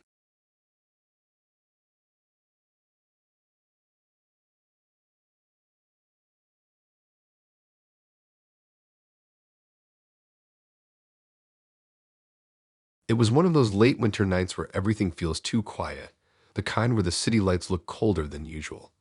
I'd met him on a Sunday afternoon the week before. His name was Ethan. He had that clean, easy charm that makes people relax around him. His profile said he worked in public service, which I assumed meant something boring like city planning or admin work. He spoke with his calm confidence, never raising his voice, like someone who was always one step ahead of everyone else. We decided to meet at a nice Italian restaurant downtown. It wasn't fancy, but had that old charm: red brick walls, soft lights, handwritten chalkboard menus. I got there a few minutes early, and he was already waiting, sitting with perfect posture, smiling like he'd just been expecting me all along. He stood up when I walked in, took my coat, and told the waiter we need a quiet corner table. It was smooth, almost too smooth. The first hour went fine. We talked about movies, travel, food. He was polite, articulate, but everything about him felt rehearsed, like every sentence had been approved beforehand. When the waiter came with the wine list, I reached for it, but he stopped me gently, saying it was his treat. I laughed and said we could split it, but he shook his head firmly. He said he insisted on paying. I didn't argue. Dinner was nice. The food was good, the atmosphere was calm, and he seemed relaxed for the first time. But every now and then, he glanced for the bar or the kitchen door like he was watching something. I thought maybe he was just distracted, so I kept the conversation going. Then something weird happened. The waiter came over to refill our drinks and slipped a folded bill onto the edge of the table. Ethan picked it up, glanced at it, and his entire face changed. The smile vanished. His eyes narrowed, and his hand went to his inside jacket pocket in one smooth motion. I thought he was reaching for a wallet, but instead, he pulled out a small black leather badge case. Without saying a word, he placed it on the table and flipped it open. The silver badge glinted under the low light. Everyone nearby noticed instantly. It wasn't fake. The thing looked real. He leaned back, staring at the waiter, who froze in place, confused. The waiter stammered something, but Ethan cut him off, asking where the manager was. His tone wasn't loud, but it carried across the entire restaurant. Within seconds, the manager appeared, nervous and sweating, asking if something was wrong. Ethan held up the bill again and pointed at the handwritten total. He said the restaurant had been under watch for several months for credit card skimming and fraudulent charges. The manager started denying everything, saying it was a misunderstanding, but Ethan didn't even blink. He said he was a federal investigator and had been tracking transactions linked to clone cards traced back to that very location. I sat there frozen, watching this unfold like a scene from a movie. Customers started whispering. A couple got up to leave, but one of the staff locked the door. Ethan didn't move. He just kept talking in that same calm tone, explaining that the restaurant was part of a larger network that overcharged certain bills, copied card data, and pushed the charges through shell accounts. The manager's face went pale. He kept insisting it was a mistake, that he didn't know anything about it. Ethan stood up slowly and gestured toward the back, saying they'd find what they were looking for near the office. I didn't know who they was until two more people walked in through the front door, 2 men in plain clothes with badges clipped to their belts. Everything happened fast after that. The plainclothes officers walked straight past us and went toward the kitchen. You could hear the commotion behind the swinging door, voices raised, metal clattering. Then someone shouted, and a sound of something heavy hitting the floor echoed through the room. The customers were frozen in their seats, half terrified, half curious. Ethan calmly told everyone to stay seated while the scene was secured. He was completely composed, no emotion in his voice. He reached into his pocket again, this time pulling out a small device that looked like a scanner. He started walking between tables, holding it over the card machine and the small terminals near the bar. The thing beeped a few times, flashing red. He turned to the staff and said they'd modified the payment units to skim card data during transactions. The waiter who'd been serving us started crying, saying he didn't know anything, that the manager made him do it. Ethan didn't even respond. He took out his phone, sent what looked like a message, and within minutes, 2 uniformed police officers came through the door. They cuffed the manager first. Then they let out one of the kitchen workers who'd been caught trying to leave through the back door. Ethan oversaw everything like he'd done it 100 times before. He signed a paper the officers handed him, nodded, and told one of them to bag the payment terminals for evidence. I sat there, still half in shock, staring at my untouched glass of wine. When things finally calmed down, Ethan came back to the table like nothing happened. He closed the badge case, slipped it back into his jacket, and said quietly that dinner was still on him. He even smiled again. I didn't know what to say. My brain couldn't catch up. He told me the investigation had been going on for months, that he picked that restaurant on purpose because he suspected they'd been stealing customer information. He said the only reason he'd insisted on paying was because he didn't want me involved in the transaction. He didn't want my card on their system. The whole time I thought he was being polite, but he'd actually been setting up a sting operation during our date. When we finally left, there were still police cars outside, red and blue lights flashing across the restaurant windows. Ethan gave a short statement to one of the officers, nodded, and walked me to my car like it was just a normal night. He apologized for the disruption and said it wasn't supposed to happen that fast. He said they'd been waiting for the owner to process a few more fraudulent charges before making the arrest. But when the manager slipped up on our bill, it forced his hand. I never saw him again after that. He texted once the next morning saying he was sorry things got too real. I didn't reply. A few days later, I saw an article online about a restaurant being raided downtown for credit card fraud. The owner was charged with multiple counts of identity theft. The article said an undercover investigator had initiated the arrest after confirming live evidence. They didn't mention names, but I knew it was him. Now, whenever a guy insists on paying the bill, I think about that night, the badge, the lights, the way the room went silent when he stood up. I still don't know if he really liked me or if I was just part of the cover. Either way, I'll never forget how one date ended with handcuffs and police lights instead of dessert.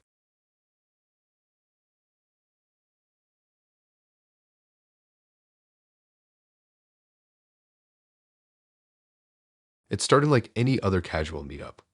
We matched on a dating app that week, nothing serious, just small talk about movies and food. Her name was Mia.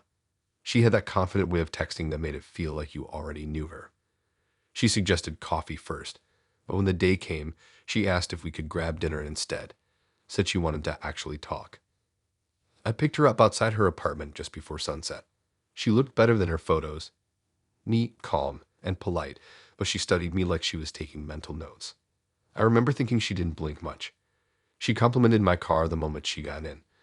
It wasn't anything fancy, just a black Toyota Camry I bought used last year. She said it looked familiar. I laughed, said there were a million of them out there. On the way to the restaurant, she kept asking these oddly specific questions. What year was it? When did I buy it? Did I ever change the plates? I answered casually, thinking maybe she was into cars. She smiled, but didn't say much after that. The restaurant was one of those cozy local spots, half empty on weekdays. Everything felt fine at first. She ordered fast, made small jokes about the menu, but she wasn't really eating. Her eyes kept drifting toward the window where my car was parked. I caught her looking several times. Each time she'd quickly glance back and ask another random question. About my job, about where I grew up, about how long I'd lived in the area. Halfway through the meal, she leaned forward and said she wanted to ask something personal. I nodded, thinking maybe it was something deep or awkward, but instead she asked when I last cleaned my car. That threw me off. She said she was just curious because she noticed the license plate had a small dent in it, like someone tried to pry it off once. I had noticed it too when I bought the car, but I told her it was probably from the previous owner. She didn't say anything for a long time after that, just nodded slowly and picked at her food. The silence got heavy. When the bill came, she offered to split it, but her hands were shaking slightly when she reached for her purse. She looked pale, almost sick. I asked if she was okay, and she said she just needed a second. She excused herself to go to the restroom. A few minutes passed, then 10, then 15. The waiter came by asking if everything was all right. I told him she just stepped out. I figured maybe she was on the phone or fixing her makeup. But something felt wrong. I looked out the window again. My car was still there, but then I noticed a police cruiser slowly rolling up behind it. 2 officers stepped out and started inspecting the license plate. One of them radioed something in, while the other walked around the car. My chest tightened. I hadn't done anything, but seeing police looking at your car always messes with your head. I was about to step outside when Mia came back to the table, calm and collected. She sat down like nothing was happening. She smiled, but it didn't reach her eyes. She said she'd already called for an Uber and that I didn't need to drive her home. I asked why, but she just said it was better this way. Before I could say another word, the restaurant door opened and the officers walked in. They looked straight at our table. The whole place went silent. They approached slowly, asking my name. I told them, confused. They asked if I was the owner of the black Camry parked outside. I said yes. One of them asked me to step outside with them. Maya stayed still, hands in her lap, staring down at her food. I followed the officers out, and that's when I saw it. 2 more patrol cars had pulled up, lights flashing softly against the street. They asked where I'd gotten the car. I explained that I'd bought it from a dealership about a year ago, had all the papers, insurance, everything. They looked at each other, then told me to wait. One of them spoke into his radio again, confirming something. The other said the car had been reported stolen. Same make, same color, same plate number. I froze. I told them that couldn't be right. I even offered to show them my purchase documents. They didn't handcuff me, but they made it clear I couldn't go anywhere. They asked again who I was with, and I said my date, Mia. The second I said her name, they exchanged looks. I turned toward the window, and that's when I saw her standing up from the table. She wasn't panicking or running. She was talking to the manager, pointing at the officers outside, saying something I couldn't hear. One of the cops went in to talk to her while the other stayed with me. A few minutes later, she came out with him.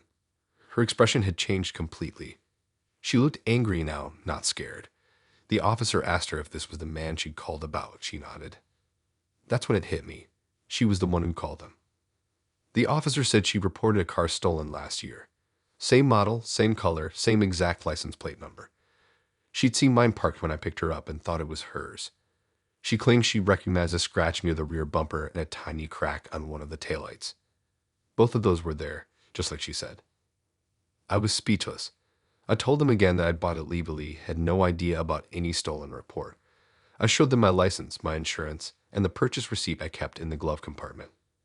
The officer checked the VIN number under the windshield against the stolen report, and that's when the truth came out. The plates matched hers, but the VIN didn't. Someone had swapped the license plate from her old stolen car onto this one before I bought it. The dealership must have never noticed. My car was legit, but the plates weren't. The officers told her that, and she went quiet. Her confidence cracked instantly. She looked at me, face pale, realizing what she'd done. The one who'd been angry seconds ago now looked terrified. The officers said they'd sorted out at the station that neither of us was in trouble, but they needed to take the card in to check everything properly. Standing there under the flashing lights, it all felt surreal. My normal date had turned into a police investigation because someone somewhere had reused the wrong plates. Mia apologized softly before the officers took her statement. She said she'd spent a year thinking someone was still driving her stolen car around the city, and when she saw mine, she thought she'd caught the thief. She admitted she even matched with me on purpose after seeing me post a picture of my car on social media linked to the app. That's why she asked all those weird questions. She was trying to confirm it was hers before calling the cops. They towed my car that night. I got it back 2 weeks later with the correct plates after everything was sorted out. Turned out the dealership had unknowingly sold me a car with mismatched registration. I never heard from her again. Not a message, not a call, and I didn't try to reach out either. Every time I see that car now, I think about the way she looked across the table, smiling politely while setting a trap.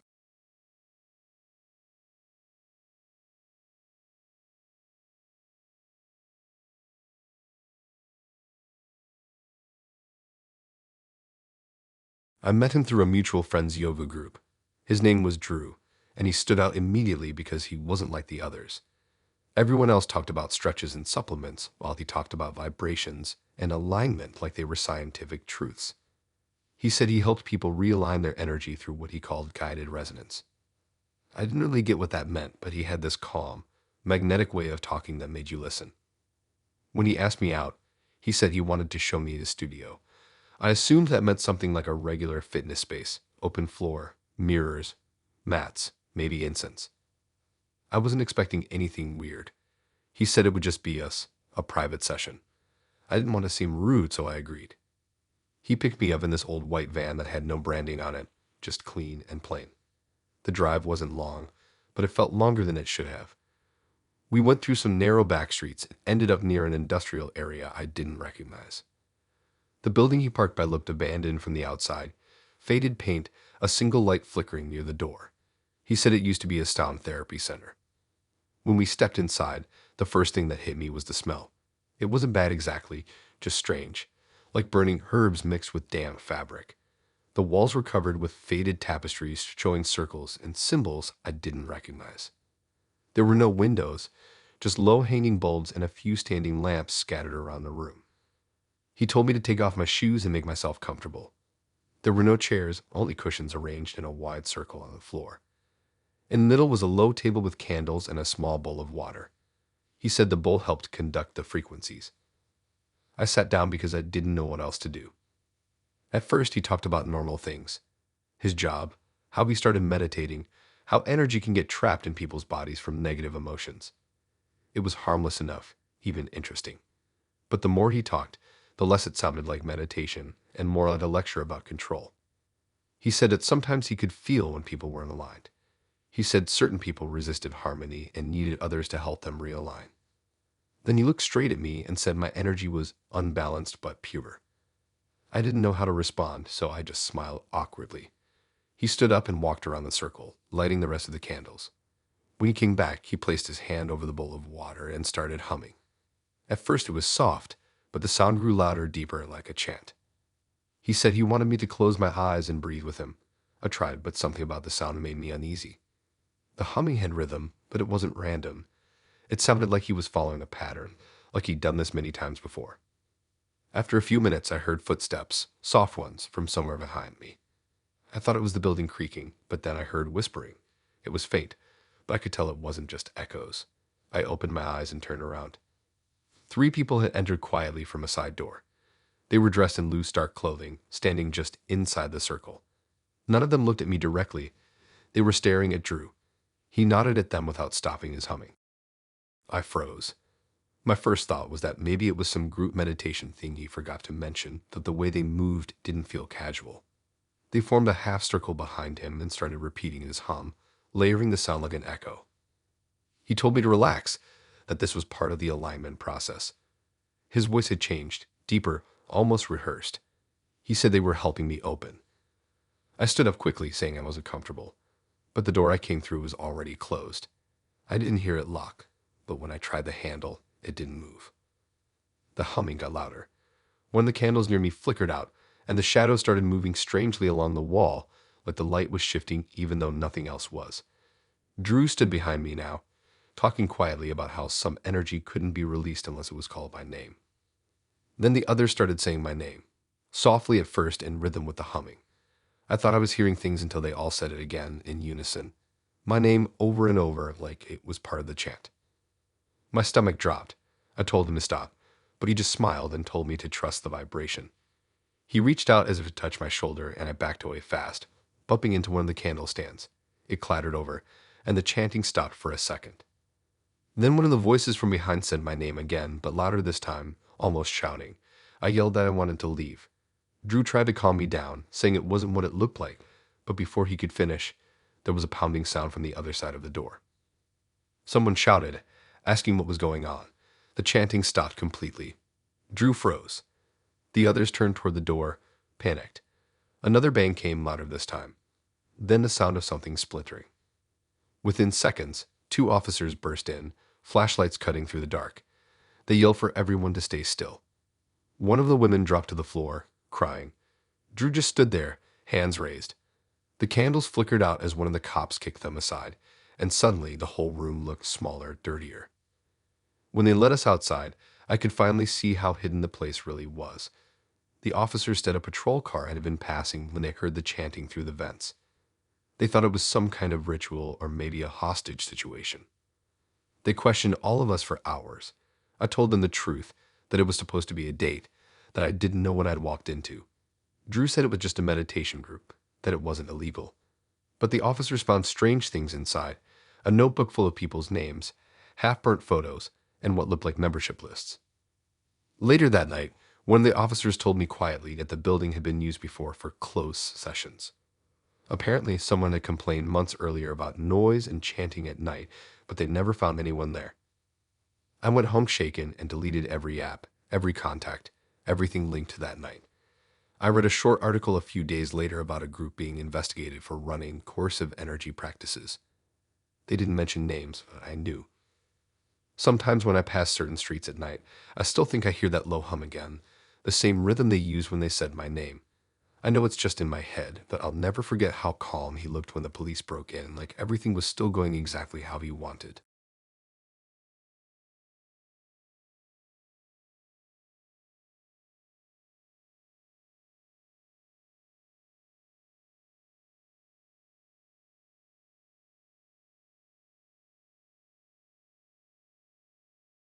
It started simple. She said she wanted to cook for me. We'd been talking for about a week. Texts, a few calls, nothing serious.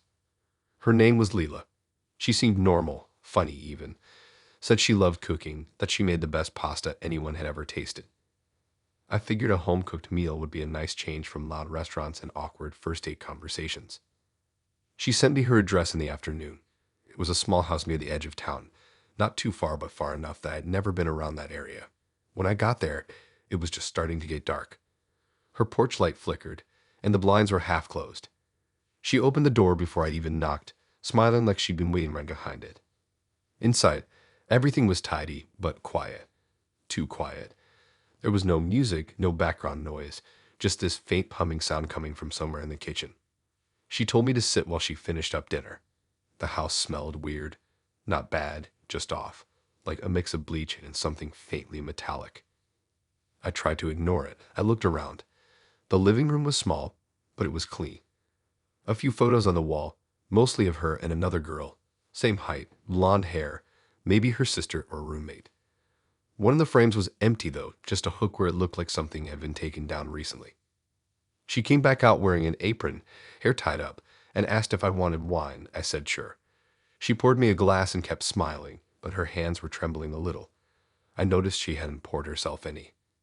We started talking. She asked normal questions. Where I worked, where I grew up, what kind of music I liked. But every time I asked something about her, she either gave short answers or changed the subject. I asked if she lived alone, and she said, for now. The smell was stronger near the table, like spoiled meat and cleaning supplies. I figured maybe the trash hadn't been taken out or something had gone bad in the fridge, but there was also a faint cold air drifting from the kitchen. After about 20 minutes, she said the food was ready. She brought out 2 plates of pasta, but mine was the only one with sauce. She said she wasn't hungry. I tried to eat but couldn't shake the smell. I told her something was off. Maybe the sauce went bad. She just smiled tightly and said it was fine. That's when someone knocked at the door, hard. She froze mid-step. I thought maybe it was a delivery or neighbor, but her face changed completely, like she'd just been caught doing something. She told me to stay put and went to the door. I couldn't hear what was being said, but the voices outside were firm, official. I caught the words missing person and check inside. My heart dropped. 2 men stepped in. Police. They asked if she was Lila and if a woman named Mrn lived there. She said yes. That Mrn was her roommate, but she'd gone to visit her parents. The officers looked around, and one of them noticed me at the table. They asked who I was, and I told them I was just there for dinner. The taller officer asked if they could check around. She hesitated, but then nodded quickly. They started walking toward the hallway while she followed, talking fast, saying Mrn had left a few days ago and hadn't come back. I stood up slowly, unsure what to do. Then I saw it. The kitchen door slightly open, the cold air pouring out stronger now. I looked closer and realized the humming sound was coming from inside. One of the officers asked what was in there. She said it was just the freezer. The second officer reached for the handle, but it didn't move. Locked. He looked at her and asked for the key. She said she didn't have it. The first officer told her to step aside. She started stammering, saying it was a storage freezer, that she'd lost the key. He radioed for backup. The tension in that room was unreal. The taller officer grabbed a small crowbar from his belt and forced the lock open. The door creaked. Cold air poured out like fog. Inside was a chest freezer, the kind you'd see in a butcher shop. Frost had built up around the edges. When he lifted the lid, everything went silent. Inside wasn't what I expected.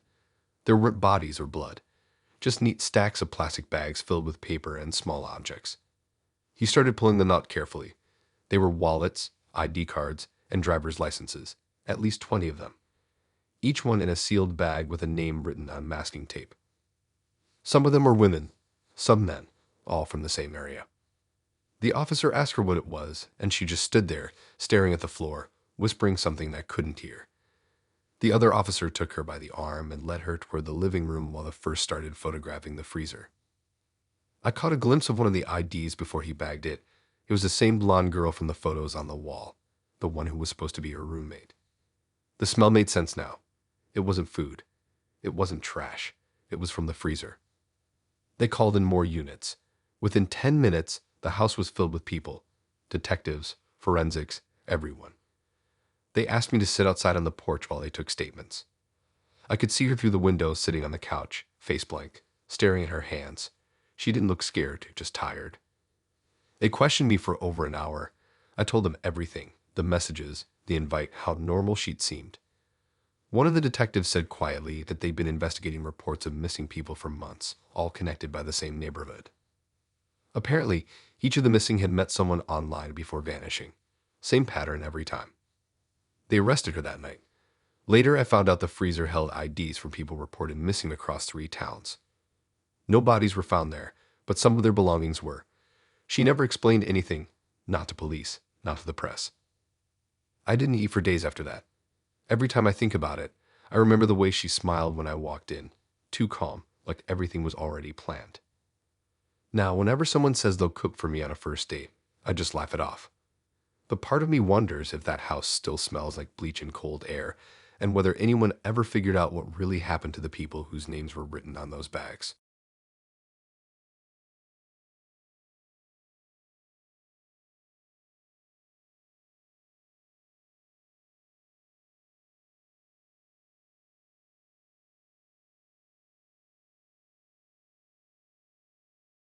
It was supposed to be a simple dinner, nothing fancy, just a quick meetup after a few weeks of texting. His name was Damien. He came off charming in messages, funny, confident, and maybe a little too sure of himself, but I figured that was just his personality. When he said he wanted to take me to this hidden gem restaurant downtown, I didn't think much of it. He said it wasn't on Google Maps yet because he knew the owner. That should have been my first red flag. He showed up early, texting me that he'd already grabbed a table. When I walked in, he was sitting in the corner booth, leaning back like he owned the place. Black jacket, silver chain, the kind of guy who looked like he'd been in trouble before but didn't care. He smiled big when he saw me, and for a second, he seemed normal. The first part of dinner went fine. We ordered pasta, talked about work, the usual surface level stuff. But slowly his tone started to change. He talked about money a lot, about how he never had to worry about bills, about how people owed him favors. Then he said something that made my stomach twist. He told me he was immune to the law. I laughed, thinking he was joking. He didn't laugh back. He leaned closer and said some people just know how to make the right people look the other way. That no matter what he did, he always walked free. He said it with pride, like it was an accomplishment. I started noticing little things. His phone kept buzzing, but he never let me see the screen. He had two wallets, one normal and one that looked brand new, stuffed with cash. When the waiter came to check on us, he gave him this hard stare, like he was trying to remind him of something. The waiter didn't say a word back, just nodded and walked off fast. I tried to steer the conversation somewhere lighter, but he kept pulling it back to himself. He bragged about fights he'd been in, said the police couldn't touch him because he had people who handled things. He told me he'd been misunderstood by the system more than once. The way he said it made my hands feel cold. Halfway through dinner, I excused myself to the restroom. I brought my phone with me, pretending to check messages, but I was really just trying to buy time. Something about him felt off. Too rehearsed, too confident, like he was performing a role he played before. Inside the restroom, I scrolled through my messages, trying to think of an excuse to leave early. Then I saw a push notification from a local news app. I wasn't even paying attention until I noticed the photo. My stomach dropped. It was him. The headline read, "Armed robbery suspect still at large. Considered dangerous." The picture wasn't from long ago either. Same jacket, same chain, same face. It said he was wanted for robbing a gas station 2 nights earlier and assaulting an employee. Police were asking for public help in locating him. For a second, I couldn't move. I stared at his face on the screen while realizing I was alone in a building with him, and he thought he was untouchable. I turned off the screen and tried to calm down. My heart was pounding so loud I could barely think. I couldn't just walk out. He'd see me. If I ran, he'd follow. The restaurant wasn't busy, only a few people scattered around, and the exit was right past his table. I thought about calling someone, but I didn't want him to hear my phone. I decided to text instead. I messaged my friend, dropped a quick line saying something was wrong, and shared my location. Then, almost without thinking, I searched for the local police non-emergency line and typed a short message about the suspect being in a restaurant on 9th Street. I hit send and shoved my phone into my pocket. When I came back out, he was still sitting there, twirling his fork, watching me walk back. He smiled again, that same calm grin, but his eyes were sharper now. He asked if I was okay. I nodded and said something about needing to leave soon for work in the morning. He didn't answer right away. Then he said I shouldn't rush, that it was rare he got time off from business. Every second after that felt longer. He started talking again, but I wasn't listening. I kept glancing at the door, hoping, praying someone would walk in. My heart jumped when I saw 2 men in dark uniforms step inside it quietly. They looked around the room, scanning tables. Damien didn't notice right away. He was too busy talking about how weak people depend on rules. Then the officers locked eyes on him. One of them moved toward the host stand while the other circled closer from the bar side. I stayed still. Then the first one called his name. loud enough for the whole restaurant to hear. Everything stopped. He turned slowly, confusion flickering on his face for half a second before it turned into a grin. He said something I couldn't hear and raised his hand slightly. The officers told him to stand up. He didn't. He just laughed under his breath and said something about not making scenes. One of the officers stepped closer, hand near his holster. Damien finally stood, moving too fast, like he was deciding whether to run. They told him not to move again. Everyone in the restaurant went dead silent, staring. It ended fast. They cuffed him right there. He didn't fight, didn't yell, just smiled, saying something about how they'd regret this. They let him out, and I caught one last look at him before the door closed, still smirking, like he thought he'd walk free again. Afterward, one of the officers came back in and asked if I was the one who messaged them. I nodded. My hands were still shaking. He said they'd been tracking Damien for 2 days and that I probably saved myself by stepping away. Apparently, Damien had ditched a stolen car earlier that day near the highway, and they'd been following tips across town. They took my statement, and I watched through the window as they put him in the back of a patrol car. Even then, he didn't look scared, just amused. When I got home, the news had already updated the story. Suspect arrested during dinner outing. My mind kept replaying the moment he told me he was immune to the law. He wasn't lying, not in his head anyway. He really believed it. I deleted the app that night. Every time I see a news headline about someone being caught, I think about how close I came to being the person sitting across from them before it happened. And the scariest part isn't the moment the police walked in. It's realizing I'd spent an entire evening laughing at his jokes, completely unaware that the man across from me was already running from the world.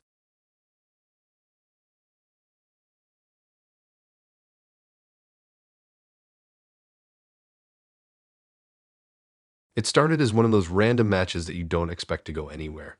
Her name was Kara. Her profile said she was a veterinarian, loved animals, and spent more time with dogs than humans. I thought it was cute. She had that calm, quiet kind of energy in her messages, not too forward, not too dry. She suggested meeting up in person pretty quickly, saying she didn't like endless texting. We met for coffee first. She was soft-spoken but confident. Tall, clean-cut, hair tied back neatly. She wore a gray coat that looked too professional for a casual meetup, but she said she had come straight from work. She told me she ran a small animal clinic out of town, mostly helping rescue animals that couldn't go to normal vets. It sounded noble, so I didn't question much. We talked for an hour, and I actually enjoyed it. She seemed smart, grounded, and just a bit mysterious. Before we left, she said I should see her clinic sometime. It was apparently her whole life. I said maybe, and she smiled, saying, "How about tonight?" It was spontaneous, but she made it sound like something special, like a behind-the-scenes thing. I said sure. The drive out there was quiet. She took back roads, long stretches of highway that got darker the farther we went. I remember thinking it was strange how far away it was for a local vet, but she said land was cheaper outside the city. There were no lights when we turned onto a narrow dirt path, just trees and a faint glow from a single building ahead. When we pulled up, I expected to hear dogs barking or something, any sign of life, but it was silent, completely silent. The building looked more like a warehouse than a clinic. The sign above the door was faded, just the outline of letters that Mady once spelled Care Animal Center. She unlocked the door and motioned for me to follow. Inside, the air was heavy and cold, like it hadn't been aired out in a long time. The walls were tiled white, and the floor was concrete with drains built into it. A row of cages lined the right side of the hallway, all empty. No animals, no food bowls, no blankets. I asked if she'd close early, and she said the rescues were out back. Then she smiled and added that it wasn't always about animals. I didn't know what that meant, but the way she said it made my stomach feel weird. She let me deeper inside. There were tables covered in tools, clamps, scalpels, syringes. Some of them looked new, others stained with something dark. I tried to convince myself it was just old rust, but the smell said otherwise. There was that faint copper scent, like dried blood mixed with antiseptic. She told me to wait while she grabbed something from the other room. As soon as she disappeared, I took out my phone, pretending to check the time, but there was no signal. I walked slowly toward one of the cages. The bottom was covered in red streaks, smudged like something had been dragged. I bent closer and saw fur, small gray strands stuck to the bars. I backed away fast. She came back holding 2 cups of coffee and handed me one. Her hands were steady, her expression calm, but her eyes didn't look right. Too wide, too focused.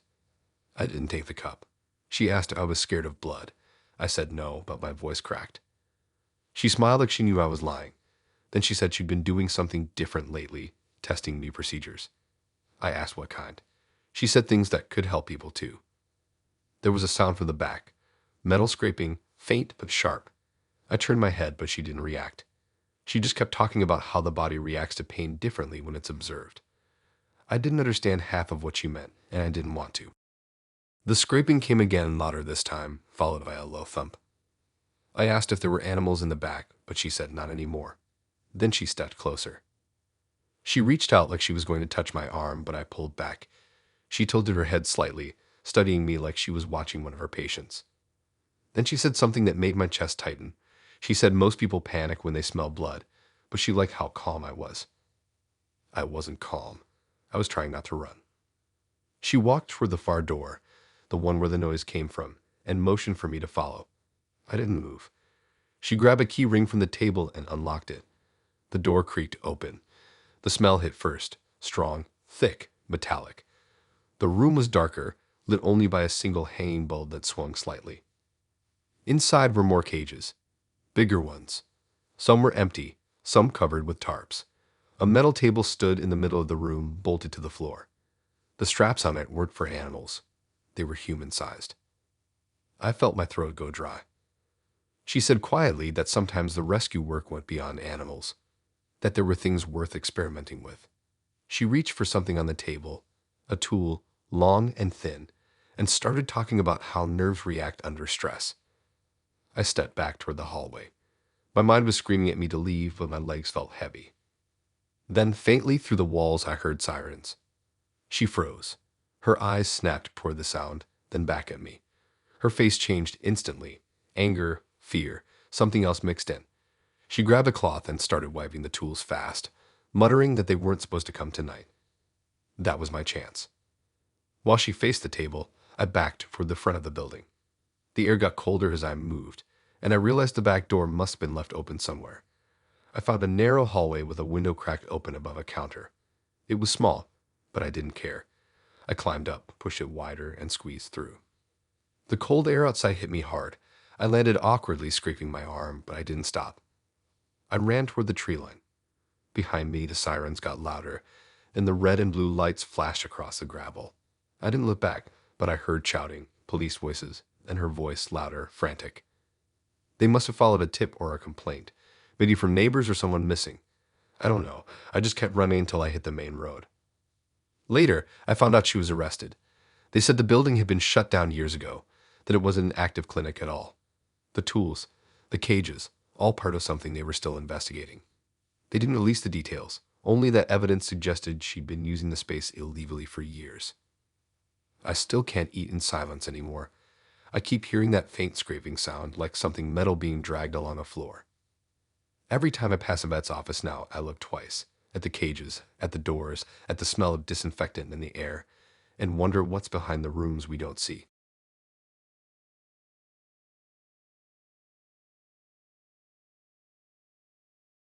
He seemed normal enough when we first met. His name was Luke, and he had that polite, easygoing vibe that made him seem safe. We matched online, talked for about a week, and decided to meet for dinner. Nothing fancy, just a quiet restaurant he said was one of his favorites. He said he liked it because it was private. I didn't think much of that word then. When I got there, the place was small but nice, the kind of restaurant that didn't advertise much. It was tucked between two closed shops, no loud music, no neon lights, just a soft sign above the door that said The Lantern. The lighting inside was dim but warm, with small lamps hanging above each table. He was already there when I arrived, sitting at the corner booth. He stood up quickly when he saw me, smiling like he'd been waiting for a long time. The table was set for two, tucked against the wall under one of those hanging lights. I noticed how quiet it was. No TVs, no background chatter, just soft piano music and the faint hum of the lights above. He was charming, I'll give him that. He asked about my day and laughed at the right moments, made sure I ordered what I wanted. But he also kept steering the conversation toward odd things, how people don't pay attention to details anymore, how he liked faces that told stories. He talked about photography like it was his passion. said he loved capturing people when they didn't know they were being seen. That line stuck in my head, but I brushed it off. When the food came, he barely touched his plate. He kept asking about me, where I lived, what kind of car I drove, whether I lived alone. He wasn't creepy about it at first, just curious. But the way he watched me while I answered made it feel like I was being studied. Halfway through, I realized I hadn't seen any staff since we'd sat down. The waiter had brought our food and disappeared. I thought maybe it was just a slow night. The only sound was the low hum of that light above us. We talked for another hour. When I said I should probably get going, he nodded and smiled. He asked if he could take a photo of me before I left. Said he liked capturing moments, that it was something he did for all of his friends. I laughed and said sure. He took out his phone, stood up, and told me to stay seated because the lighting was perfect. He lifted the phone, aimed it, and pressed the button. The flash went off, bright white quick. For a split second, the flash illuminated everything around us. And that's when I saw them. The walls weren't playing like I thought. They were covered in framed photos, dozens of them. And every single one was of a woman sitting in the exact same seat I was in. Same booth, same angle, same light. Some looked recent, others older. Different faces, different clothes, all with the same faintly uncomfortable smile. I froze. My stomach dropped. He must have noticed because his smile widened. He said something about tradition, but my mind was already spiraling. I stood up fast, pretending I needed the restroom, and walked toward the hallway near the exit. My hands were shaking. The hallway led to the bathrooms. The first door I saw wasn't labeled. It was half open. I peeked inside, and what I saw made everything worse. Inside was a small room filled with computer screens, 5 or 6 monitors, each showing live camera feeds of the restaurant. Every table, every angle, including the one we've been sitting at. The feeds were being recorded. I saw the one showing our booth, me standing, frozen mid-step. I backed away fast, heart pounding. I bumped into someone. It was him. He didn't look angry, just calm, like he'd expected me to find it. He told me not to worry, that it was art. He said people didn't understand what he did, that it was about honesty. His voice was quiet, measured, the kind of calm that's scarier than shouting. He reached out like he wanted to grab my arm. I moved back, saying I had to go. He didn't stop me. He just stood there watching as I walked toward the door. I pushed it open fast, stepped outside, and felt the cold air hit my face. My phone buzzed in my pocket, but I ignored it and started walking toward my car.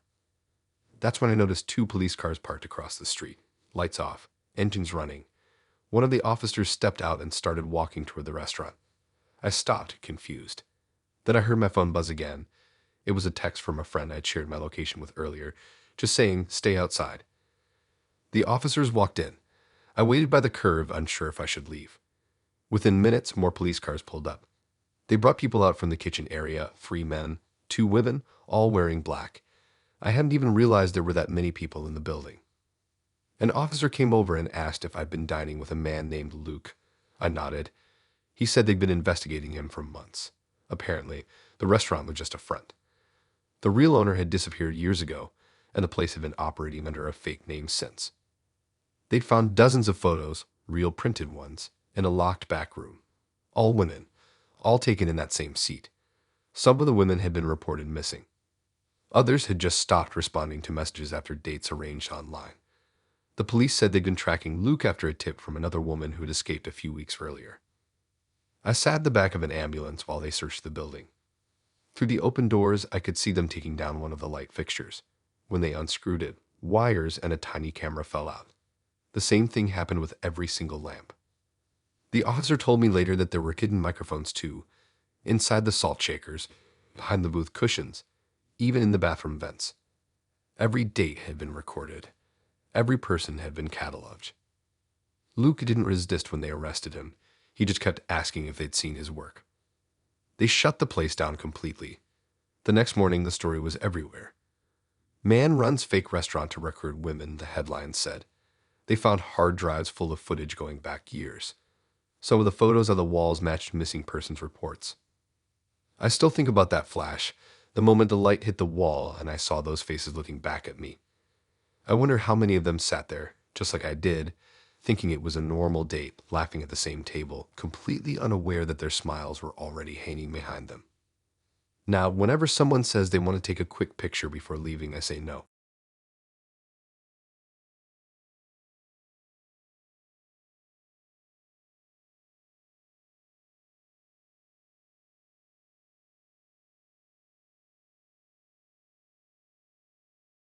She looked completely normal when she walked in. Maybe a little more done up than her pictures, but still familiar enough that I didn't question it. Her name was Chloe. At least that's what she went by online. We've been talking for 2 weeks, just casual chats about movies, jobs, and places to eat. She said she wanted to go somewhere chilled and local, so I picked this small bar near the center of town. It wasn't fancy. Dim lights, football on TV, and a jukebox in the corner that hadn't worked in years. When she walked in, a few guys turned their heads. She had that kind of confidence that made people stare. She waved at me, smiled big, and I felt lucky, honestly. I stood up, we hugged, and she smelled like perfume, though too strong, but still nice.